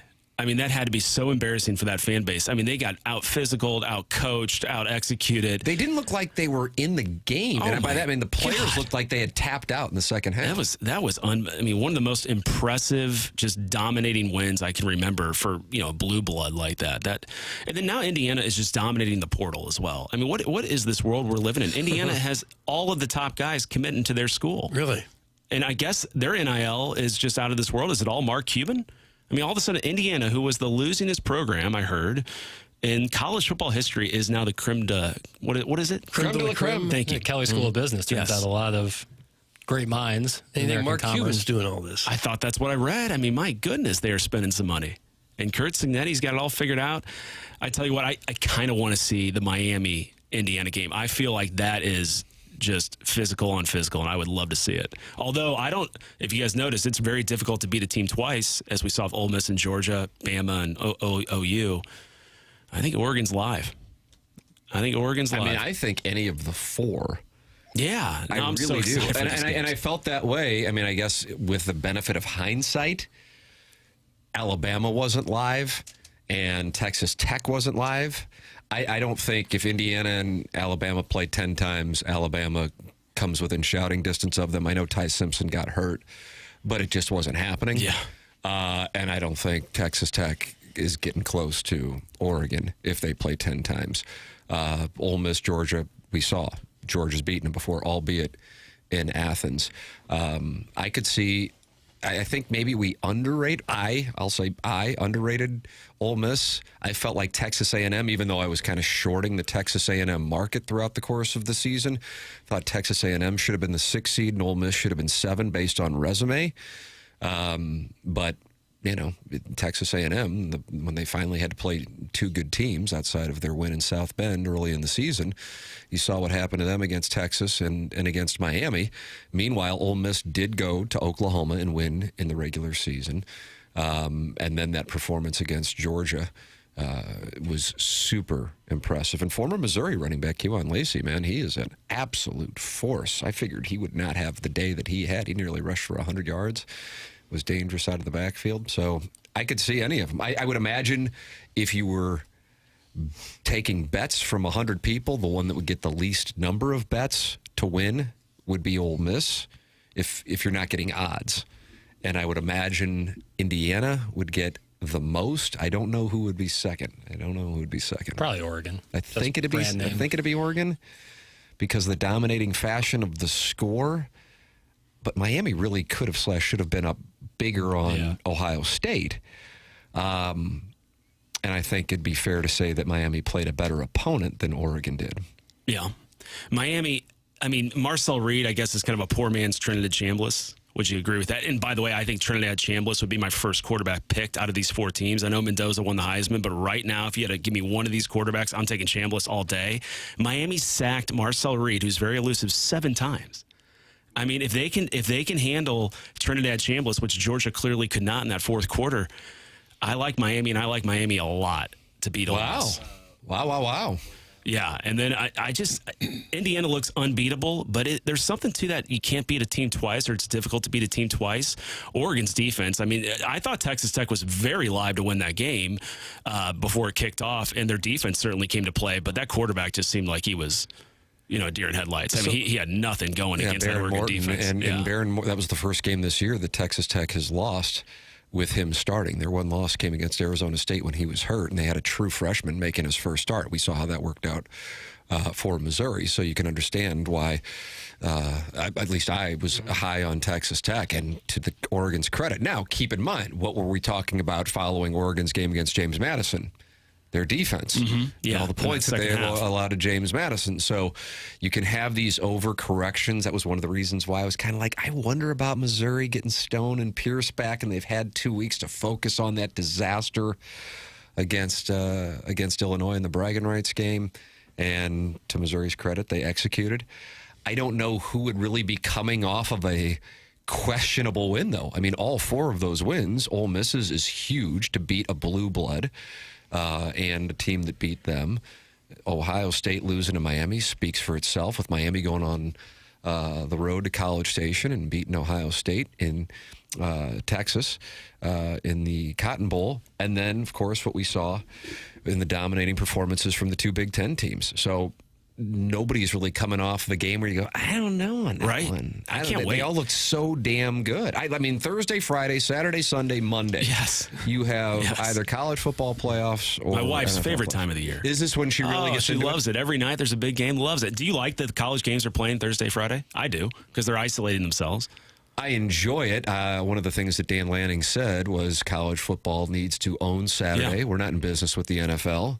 And start the season a week earlier and play it out, and then have the championship game on New Year's Day. Yeah. That's it. And then you don't get into this thing that the college football playoff's doing, which is they're going head to head with the NFL. And the NFL doesn't back down. They put the Packers and the Bears on up against that Oregon James Madison game. Yeah, they sure did. So they're not backing down. Yeah, some great games. The crazy stat I heard all weekend, that was the first time Georgia had lost leading in the 4th quarter in 75 games. Jeez. Wow. And I know I agree with Gabe that coaches don't have as much of an impact on the game, but Kirby going for it on that 4th down was crazy, I thought. And was Frazier hurt at that point? Did he run that play? I can't remember. But Frazier was great. He was having a great game, and then he got dinged up. And without him, if they ran that 4th and short on their own side of the field, that totally flipped that momentum. And Kirby Smart, I would say heading into that game was probably the best coach going. With the, again, this is all with the benefit of hindsight, but I do think a play can be the gasoline on a fire that leads to a blowout. I do think Alabama and Indiana are just, amazing to say this, in two different classes. If you would have said this 2 years ago, you would have thought it's insane. It's crazy. But Kalen DeBoer had been rewarded. He went 3 for 3 going for it against Missouri on fourth down. Yeah. Went, I think, 3 for 3 against Auburn, including, if you recall, you got to go into the weeds. They could have kicked a field goal to take the lead deep in Auburn's territory late in that game, and he went for it on fourth down, got a touchdown. And the committee rewarded him for his ballsy play call. Yes, of course they did. It had nothing to do with the SEC championship game, and did it against Oklahoma as well. He was 7 for 7 on fourth down in the game they won against Oklahoma, not the one they lost in Tuscaloosa, against Auburn and against Missouri. And he goes for it on fourth down, I think like at his own 35 in the first quarter. And they don't get it. And I think it was 4 plays later, Indiana's in the end zone and it's 10-0. And I just thought to myself, I get it. It's worked, but it's a 3-0 game in the first quarter and you're in your own territory. You just cannot do that when your offense is one-dimensional. They could not run the football. They didn't even hand it off. They were conceding what they've got there. So I really thought, and I know Alabama fans have been all over him anyway, but I thought that was a big mistake in the moment. Yeah. I thought it was a big mistake. And I think, just like I said with Joey McGuire at the end of, that game against Oregon should have been a blowout at the half. Absolutely. Was it 6-0? And it's only 6-0 at the half. Absolutely. And that's because Lanning had went for it a couple times in Texas Tech territory and didn't convert. Right. Well, McGuire was in the exact same spot, I thought, as Eli Drinkwitz was with Missouri against Texas A&M. Miraculously, you're only down 7 at the half, and you can run out the clock and go to the half and get the ball back, just like Texas Tech could have, and reset, make adjustments like Ohio State did against Miami, and they got their offense going. Obviously, they came up short, but they made adjustments. And instead, Joey McGuire's running pass plays, and now they give the ball back to Oregon. Oregon was going to score again, and then there was a bad snap. They had a few bad snaps. That was a big miss, in addition to the fact that Texas Tech, much like Missouri, couldn't move the ball. And so from that standpoint, I thought, okay, it's just a matter of Oregon naming whatever score they want to name. And then that was the same case with Indiana. So the Big Ten has a guaranteed participant in the championship game. And if the SEC doesn't have Ole Miss win this thing, and as we were saying, Ole Miss the least likely of the 4 to win it, the SEC will have to go back. What will it be now? 3 years? Yeah. To find Michigan and Ohio State. Yeah. Michigan, Ohio State, and then one of Indiana, Oregon. Yeah. Ole Miss is a pretty easy team to root for, though, based on what they went through. And Pete Golding seems like a good guy. Yeah. He came off very well in the interviews there during the game. If it wasn't for Tim, I'd be rooting like hell for the Rebels. But you want Tim to make more money. I cannot wait for that game. Those are two contrasting styles. I don't think Miami's gone up against a hurry-up offense like this. I think they said during the broadcast, Ole Miss snaps the ball an average of 18 seconds. That Miami defense is legit, but can they hang in there for 4 quarters? And we saw what they did to Georgia, and they wore them down in that fourth quarter, and Chambliss was unbelievable. I'm kind of surprised he's not looking at the draft. He looks so darn good. I know he's smaller, but he looks so darn good. It looks like he's going to get that additional year of eligibility and probably make really good money in Oxford. I believe it was Ross Dellinger who reported that this morning, that he got that approved. So, but Missouri's quarterback for next year will be the backup quarterback 2 years on in a row. Thursday night in the college football playoff semifinals this Thursday between Ole Miss and Miami. What would you do if you're me? I've got 2 tiny little bets that total up to a nice amount of money, a material amount of money. Do you take Ole Miss money line plus 140 and bet, let's say, I don't know, 10, 20% of what I would get paid there? Because I'm getting plus 140. Do you take Ole Miss plus 3.5? And theoretically, if Miami wins by 1, 2, or 3, I win both bets, but I'm laying 110 or 115 there. Or do you just ride it out and you go, okay, well, you got theoretically about a 25% chance to score a big hit without having to put in really any cash? What would you do? Doug, it's you make the call. You remember that? Just ride it out. It's gone well for you so far. Ride it out. But I got guaranteed profit. I'm kind of with Doug on that. Plus, you can build a spreadsheet. You're good at that and figure out what the optimization is there. But Miami, their lines of scrimmage are playing so darn well. For them to kind of beat up Ohio State, wasn't that amazing? I mean, I was so impressed. It's one thing against A&M, but I mean, for them to push around Ohio State, and Ole Miss doesn't have the line of scrimmages that Ohio State does. I mean, the difference on that thing with Ole Miss, and this is the thing I'm going to keep an eye on, and because Julian's saying is the antithesis of mobility. Sure. Obviously, Trinidad is. I mean, that play, it was like with mobility, the Eli Manning, David Tyree play. Except, Manning not necessarily as mobile as his Ole Miss quarterbacking cohort, where he just ran around. It was like the play you'd see on Madden. He would run around and then make that play. Is that going to be what helps get Ole Miss past Miami's defense? And that's the only way, I think. I think he's going to be under pressure, right. But are they going to be able to get him on the ground? And I don't know. I think there's a chance with the heat that defense brings that you might see Missouri's quarterback get in there. Ooh. How about that? For their sake, I hope that's not the case. Not that Austin Simmons might not be the greatest thing ever when he comes to Columbia, but right now, Trinidad Chambliss is appointment television. I'm rooting like hell for him and Golding and that whole team. And yeah, outside of Tim's very small wager with a handsome payout, I'm going Rebs. There it is. You're on Hottie Toddy. Yes. You'd rather Tim win than you? Well, I don't have any action on it. Okay. Yeah, I really like Miami's matchup. This can change my family's trajectory. You'll be able to Miami retire? wins. Probably pay for that extra 12 credit hours. You can probably do that. I could go down you'd to go back Missouri to school, and would you? finish off those 12 credit hours. Yeah. I think it's 8 credit hours. Maybe there's inflation. That might be fun to do. Just take a semester off. Man, can you imagine what the ladies would say if I came back down there They'd say at you got almost 50? They'd say, you got any grandkids that are cute? I got a 3-year-old. Tim's asked if they want to go hang at Quentin's. That closed 15 years ago. Yeah, Peach Pit After Dark. James, always good to see you. Thanks so All much, right, sir. guys. That's Take James care. Carlton. We'll take a break. Thanks, Come back James. with more TMA 101 ESPN.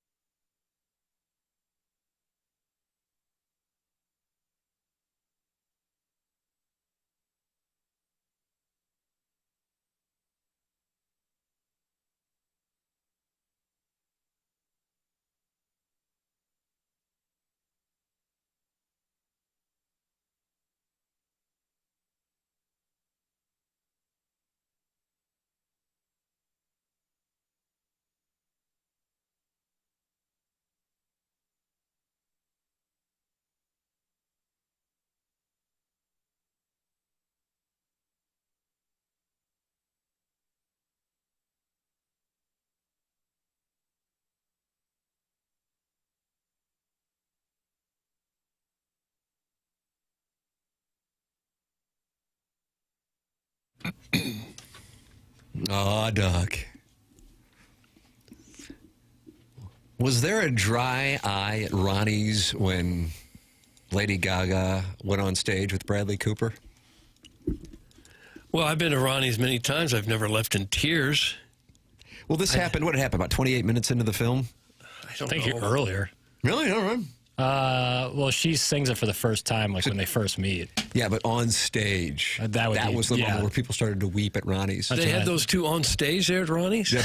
Yeah. It's a nice get. Every showing, Bradley Cooper and Lady Gaga would show up and play it live. Huh. Yeah. They're like Santa Claus. Yeah. And then they'd go over to Uncle Leo's and see the Miners Boys. Yep. Well, it's close. Yeah. Yeah. Get those fungo wings. Yeah, Bradley Cooper's that makes birthday sense. today. Want to take a guess on that age of Bradley 50. Cooper? Really good guess. He's 51 today. Really? 51. Huh. Seems You younger, didn't give doesn't Doug a chance to say 51. Yeah, I would have, too. He would have. Absolutely. Yeah, I I know would have you given would. Doug the wing because I know. Doug, you got it. Yeah. Thank you. I would have thought younger. I would, too. He's gone brioing lately. Yeah, He has? Yeah. Yeah. He's impossible to miss with the commercials in the NFL playoffs. I think he's doing that Uber Eats commercial. I think that might have been pre-brioing.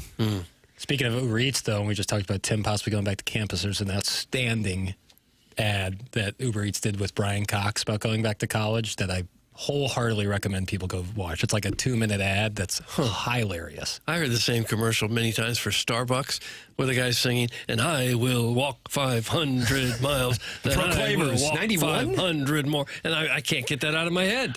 I realized yesterday for the first time in all the football that I've watched, and I've seen thousands of Liberty Mutual commercials, I finally put 2 and 2 together yesterday that Limu, the emu, is named for the first 2 letters of Liberty and Mutual. And I'm embarrassed that it took me that long to get there. I didn't put that I together. didn't know that either. Jackson, did you throw up at Duke's on Friday night? No. What'd you have to eat that ruined your stomach? No.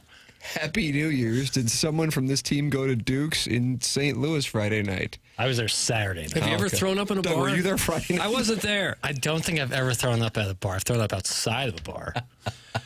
Which is I bet bars would prefer you to throw up outside of their Probably establishment so. rather than in the Yes. And that was watching the Drake game. You excused yourself. No, I as it's on wax, I was on my couch. You hear about wax? No, I did that live stream for it. So Some people bar can- in Columbia posted somebody ripped the toilet right off the haunches at the bar the other night. Off its haunches. Yeah. Well, there was the one bar in Columbia where there was no stall door. My buddy mentioned this being brought up this morning in conversation on the show. Can you confirm around what time it very well could have been my friend? That's from the 314. He's asking us to confirm if someone threw up at a bar on Friday night.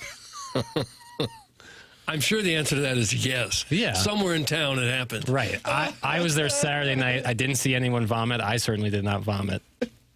But that was Saturday night, not Friday night. I can't be sure. How embarrassing would that be to do it right there in the bar? Yeah, it's tough. I mean, I think, like, I realize mathematically with the law, this might not make sense, but when you're like 17 or 18, you know, and you're getting your sea legs, Doug, you like that term? Your sea I don't legs? mind it, you know. But yeah, at 49, I'm at the bar vomiting. God almighty. Oh. I'm sure that's happened too. Told you, Tim, anytime you offer something for free to the peasants, they will complain until the apocalypse. Block them! Poor people need not apply, losers. That's from the Worst of Woods Wacko, who is not happy that there are people complaining about the email submissions or what got through the filter. I don't know what. Poor people need not apply. That's the rule for this email contest. Not officially. Doug, I know someone who vomited at Napoli on Saturday. It's from Starvin' Marvin. I wonder if it was the self-made stay-at-home Ledoux mom. I don't know. Hopefully you at least make it into the bathroom. Otherwise, you got a real mess on your hands. Disgusting. Yeah. I feel terrible for the people. Anyone who's worked in retail, to like cleaning up throw up, someone else's throw up is it should be a crime. You see it in grade schools. There's always some kid who throws up. Sawdust. Spread it across. You smell it all over the school. Oh, it's brutal. Boy, that is brutal. Is that what they still do there? They bring out the sawdust? I don't believe so. Yeah. I didn't see sawdust there in my time. So what do they do when the comet comes out? I think Doug, that is the vomit Would you comet. just squeegee it together? I think you get the custodian and you just start mopping. What about a shop vac? That would probably take care of it. Yeah, but think about cleaning out the basin there. God. Ugh. Yeah, bad beat. If you can, if you have to throw up, please try to get to the bathroom. Go in the toilet. A good rule of thumb. Yeah. As opposed to just standing there having conversation. Throw up and just continue your conversation. Josh Allen throws up before every football game. Really? Yeah. Doug Marshall Falk threw up on the field at Arrowhead October 2000. Is that right? Years, Tim. Donovan McNabb threw up in the Super Bowl. Am I right on that? Oh, My dad just texted me, yes, they still use sawdust. Oh, my goodness. Oh. Yeah. Wow, that's tough. They say the old Blues goalie, Glenn Hall, used to throw up before every game, even as a veteran. Yeah. But do you think they're Gets so naturally nervous. doing that, or are they I guess forcing he got it so out? nervous. Letting the devil out. Yeah. I've never been nervous to throw up. That's really nervous. I can't even remember the last time I've thrown up not from alcohol. Ooh, when the comet comes out and it's not from alcohol, it's brutal. Well, I'm famously I think taco anti-botulism. night last year, I had taco night, I think it was January of 25, and I still haven't had taco night since. Yeah. Oh, did you toss your cookies? Yes. Well, I have such an anti-botulism stance that I won't allow that. Anti-botulism stance. I don't think I've thrown up 10 times in my life. Really? It's a blessing. It's rare. Yeah. You feel skinny afterwards. Yeah. I get all hot and sweaty. It's not a good look. I can't even explain how turned on I am right now. That's from Richard Toast. Don't kink shame, Doug. Doug, you're about to kink shame. We're going to give the winner of the Design Air Heating and Cooling email of the day at about 10:55. There is a winner. The white smoke has emerged from the Hubbard Radio Studios. So someone will be on the board with the first win of 2026 and that $10,000 Design Air Heating and Cooling HVAC system that Seth Goldcamp and Design Air Heating and Cooling has so kindly put up as the prize for the month of January. I'm going to tell you something. I can't say enough good things about Dr. Brandon Pryor. Doug, you have any root canals in your resume? Sure, 3 or 4. It's the day before Christmas Eve. I think that's December 23rd. And my tooth that I'd come in here the last couple of months to say to you boys, I said, God, this toothache. I saw Dr. Pryor and he goes, here's where the nerve is. He goes, I think there's a chance it might need a root canal, and then it still was acting up. I'm like, I'm not going to be able to get in maybe until after the new year. This guy gets me in, and 4 hours later, I'm getting a root canal. He's not an endodontist. He's a dentist at 100 West Dental. I mean, that man saved the day for me. Hell yeah. Saved the day. Toothache, no joke. I am telling you. Dr. And they don't Brandon hurt. They Pryor. don't hurt really anymore. They give you that shot. The nerve's gone. Oh, as far as the actual process, yeah. What was the deal? Because that used to be famous, root canal pain. Yeah. Well, they're actually going down into the nerve inside the root of your tooth. Right. So I wonder, was this 50 years ago that they were? I guess, anesthesia hadn't come along far enough. Because that would have been horrendous. Oh, my goodness. Yeah, usually the most painful part of any of that stuff is when they give you the anesthetic shot. Yeah. And even that's just a pinch. Yeah, it lasts a second. Right. Dr. Brandon Pryor is online at 100westdental.com. His office is on Manchester in Baldwin. And I cannot say enough good things about Dr. Brandon Pryor and his staff and the technology that they have. 100westdental.com. Give them my name. You get $1,000 off Invisalign at 100 West Dental. The program's called TMA. It's presented by Brown & Crouppen on 101 ESPN.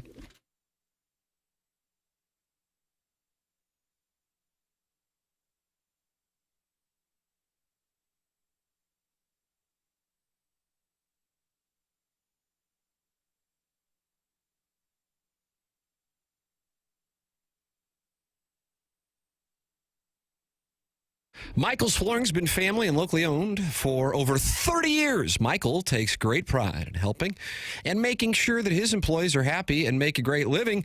His passion's flooring. When you order from him, he wants you to have the best experience for the best price. That's why, again, he's making sure he gets the best installers and giving them $7 a square yard, which is incredible compensation in this industry. Just come in or talk to them, and you're going to see the difference. They want to make sure they suggest the best thing for you and not pushing what corporate's telling them they have too much of.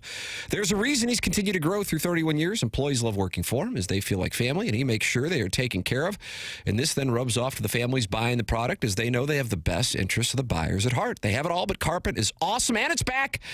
They have so many varieties of all flooring, and they have 3 easy-to-get-to locations in St. Louis. They're in Creve Coeur, Darden Prairie, and St. Peter's. Come see why people are loving getting floored by Michael, and make sure you visit online at igotfloored.com.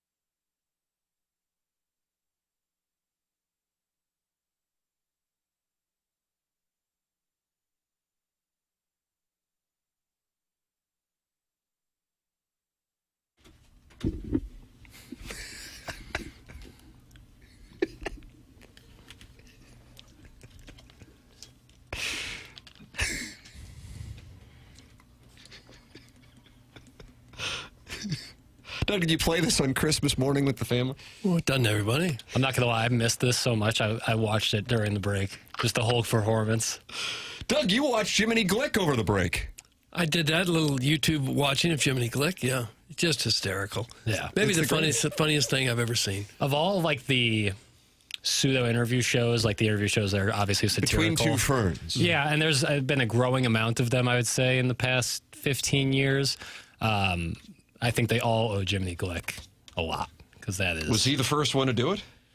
First one that I know of. Yeah. I mean, maybe, but I just don't think like there wasn't a lot of platforms for it. Like when there was only 6 channels, it'd be surprising to have one of them be satirical interviews. Yeah. Well, if it's that funny, I think someone would have wanted it. Sure. And I think Glick proved that because Between Two Ferns was huge. That was massive. I still love that. Oh, it's great. And then there's a bunch of stuff right now that's kind of in the same vein, similar. And it's really good stuff. Hey, Papers, have you looked at the money puck numbers for the Blues? Yeah, what do you I got? have. Yeah. Because the Blues are on this heater, Doug, picking up 4 points. I mean, it was an absolute low point on Wednesday night, New Year's Eve, against the Avalanche. Then they get all 4 points against Vegas and Montreal, and now sit a point back. Granted, they have played more games than both the teams they are chasing for that wild card spot. But what do you think, Doug? Let's guess, because I haven't looked at Money Puck. What do you think the odds are, the percentage of the Blues making the playoffs right now? The percentage of the Blues making the playoffs. I'm going to say 7.5%. 7.5%. I think it'd be maybe a tad higher than that. Is that because you're a rights holder? Yeah, I'd say maybe 10%. Okay. Doug gets the cigar, 11.5%. Nice! Okay. What's their chances of hoisting the chalice on June 12th? Hoisting the chalice, they have a 0.2% chance. That's of up from winning. 0.1%. Yeah, 0.2. but it's interesting, Doug, because Vancouver only has a 10.8% chance of making the playoff, but their chances to win the cup are 0.3%. It's better than ours. Winnipeg, 9.3% chance to make the playoff, but 0.3% chance to win the cup. And both those teams are well behind the Blues in point total. Right. So that doesn't make much sense to me. But It's almost I don't as know if someone's making it up. I don't know puck. To get the number 1 pick, the Blues have a 9.9% chance. Well, that'd be nice. No, I don't want that. I don't ever You're want the arguing number with 1 yourself. pick. I always want a team that's competing. You looking forward to the Cardinal season? I'm not. I'm very depressed about the Cardinals' upcoming season. I legitimately am excited about it. And I know it sounds like it's Cowherdian, that I'm just doing contrarian, but I truly am. Excited to see what? If weather That's holds the an thing. opening day, That's why exactly not? it. If weather I holds don't know an- what we're going to see, but last year and the year before, it was. I'm sorry, I'm cutting you No, off you're there. good, man. You're still a Prince of Peace. Yep. I don't know what the hell we're going to see, but at least they're turning the page. Right. I might be turning the page to butt ass, but at least turning the page. Jeff Passan said there's a chance that and who was it that said that they did a deal with the Mariners? Ironhead. With the Mets. Wilson Contreras of the Mets. No, somebody said they had a deal done with the Mariners. I can't Oh, that remember was if this Saucy Jack? Wow, Or impressive. Big You remember Sauce? this? I don't know. Donovan? One of the two. Yeah. Someone's saucy. But Passan did a chat over the break, and he said there is a good chance that Bloom will hold on to him because he doesn't need to trade him, and he could have incredible value with his ability to play so many positions at the deadline.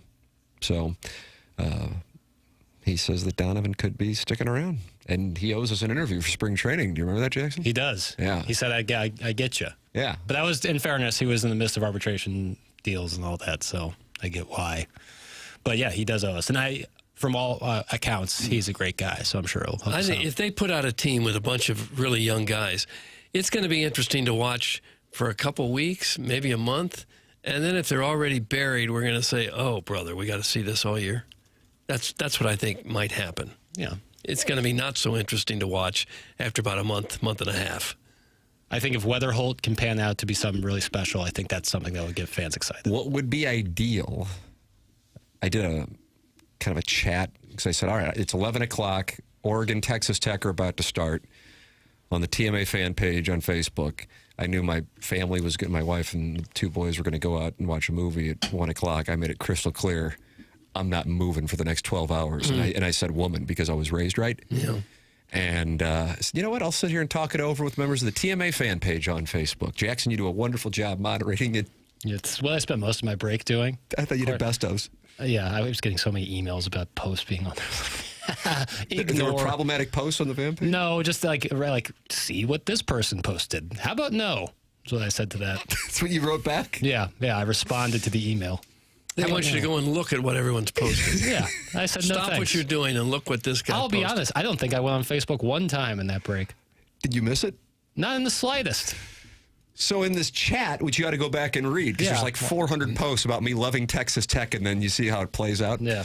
But somebody said, what's your anticipation for the Cardinal season? What do they need to have happen? I said, it would be wonderful if not only one or two of the young players get going, but that there's some personality. Yeah. And I realize, and I made an analogy with like the Yankees. Was it the core four? Is that what they call them, Doug? The core four? That sounds familiar. Jeter, Bernie Williams, and Mariano. Yeah. Those weren't necessarily real charismatic guys. They weren't bad guys. They just weren't, entertainment. They weren't like the 2004 Red Sox. And I'm sure Yankees fans have no problem with what they did on the field. But I think to get people excited, it would be wonderful if there was some personality along with some production. Maybe get Harrison Bader back. You think Harrison Bader, the king, comes back? Mm-hmm. Email in the morning after at InsideSTL.com for the Design, Air, Heating, and Cooling email today, which will come your way tomorrow at 9:45. But coming up next, we give you the winner of day one of the month-long Design, Air, Heating, and Cooling HVAC giveaway here on TMA. This is the morning after, presented to you by Brown and Crouppen on 101 ESPN and the TMA STL YouTube channel.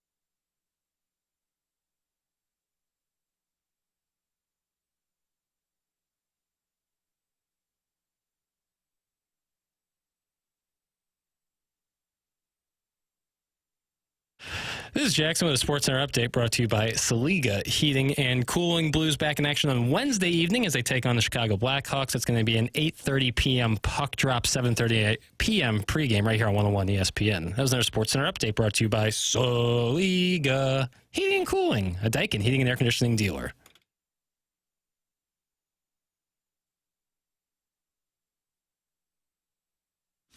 Welcome back. It is the morning after 101 ESPN. Tim McKernan, Doug Vaughn, Chairman Kurt sliding into the dais with Martin at onboarding. And Jackson Burkett. Well, Doug, we've been talking about it for a couple of months, and finally it arrived today. Day one of the Design Air Heating and Cooling Email of the Month competition, in which someone will win a $10,000 HVAC system. Whoever wins the most emails of the day in the month of January. And I'll give you a little behind the scenes. Okay. We read the emails at 9:45, which is what we're going to do throughout the month. We all voted on a secret ballot. And it finished 2-2-1. Jackson Burkett, executive, went and tended to it for the tiebreaker. And we have a winner for the first Design Air Heating and Cooling email of the day, January 5th, 2026. Jackson, who takes the early lead? On day one, 1-0. One win against the field. Carlos Spicy Wiener. Spicy Wiener. Now, I love Carlos Spicy. He didn't get my vote. Right. Well, that's Carlos Spicy Wiener wins on day one. Yep. I mean, he had a great entry, Doug. You talked about laying a Lee-made totem pole at your house. Oh, I must have tuned out that part. Well, what was the tiebreaker if it finished 2-2-1? So you and I voted one way, Tim and Kurt voted one way, so I asked Martin, the person who did not vote, and he voted for the one vote. I asked, who do you like between this person and this person? He said, Carl Spicy Wiener. Boom, there it is. So that takes care of it. So that's going to be our... You're running an efficient system. Trying my best. Just trying my best. Right. The boy's trying, as Doug says. The boy's trying, as Doug says. That's what you're known for saying. I said that to him once or twice. Congratulations to Carlos Spicy Wiener. He has one win, and if he can win the next 19, he will clinch a $10,000 HVAC system. Men, have you or your family seen a change in you? Well, it is the new year. How about a new you? You can do so with Mentality. Go to mentalityhealth.com. Whether it's low energy, weight gain, or just that feeling that something's off, Mentality can help. Stop being tired of being tired and get back to the guy you used to be. You can do so with Mentality. I've been out there. I have been tested. It is local, and it is easy. In and out within 20 minutes. Super friendly staff and an easy process. Get tested. Know your levels. Go to Mentality. MentalityHealth.com. BK and Ferrario are up. Next time for us to shut it down. You can always go back and podcast or watch the show on the TMA STL YouTube channel. For Jackson Burkett, Chairman Kurt, Martin Kilcoyne, my brother Kevin, and Douglas Elvin Vaughn, I'm Tim McKernan. This has been The Morning After, presented to you by Brown and Crouppen on 101 ESPN and the TMA STL YouTube channel.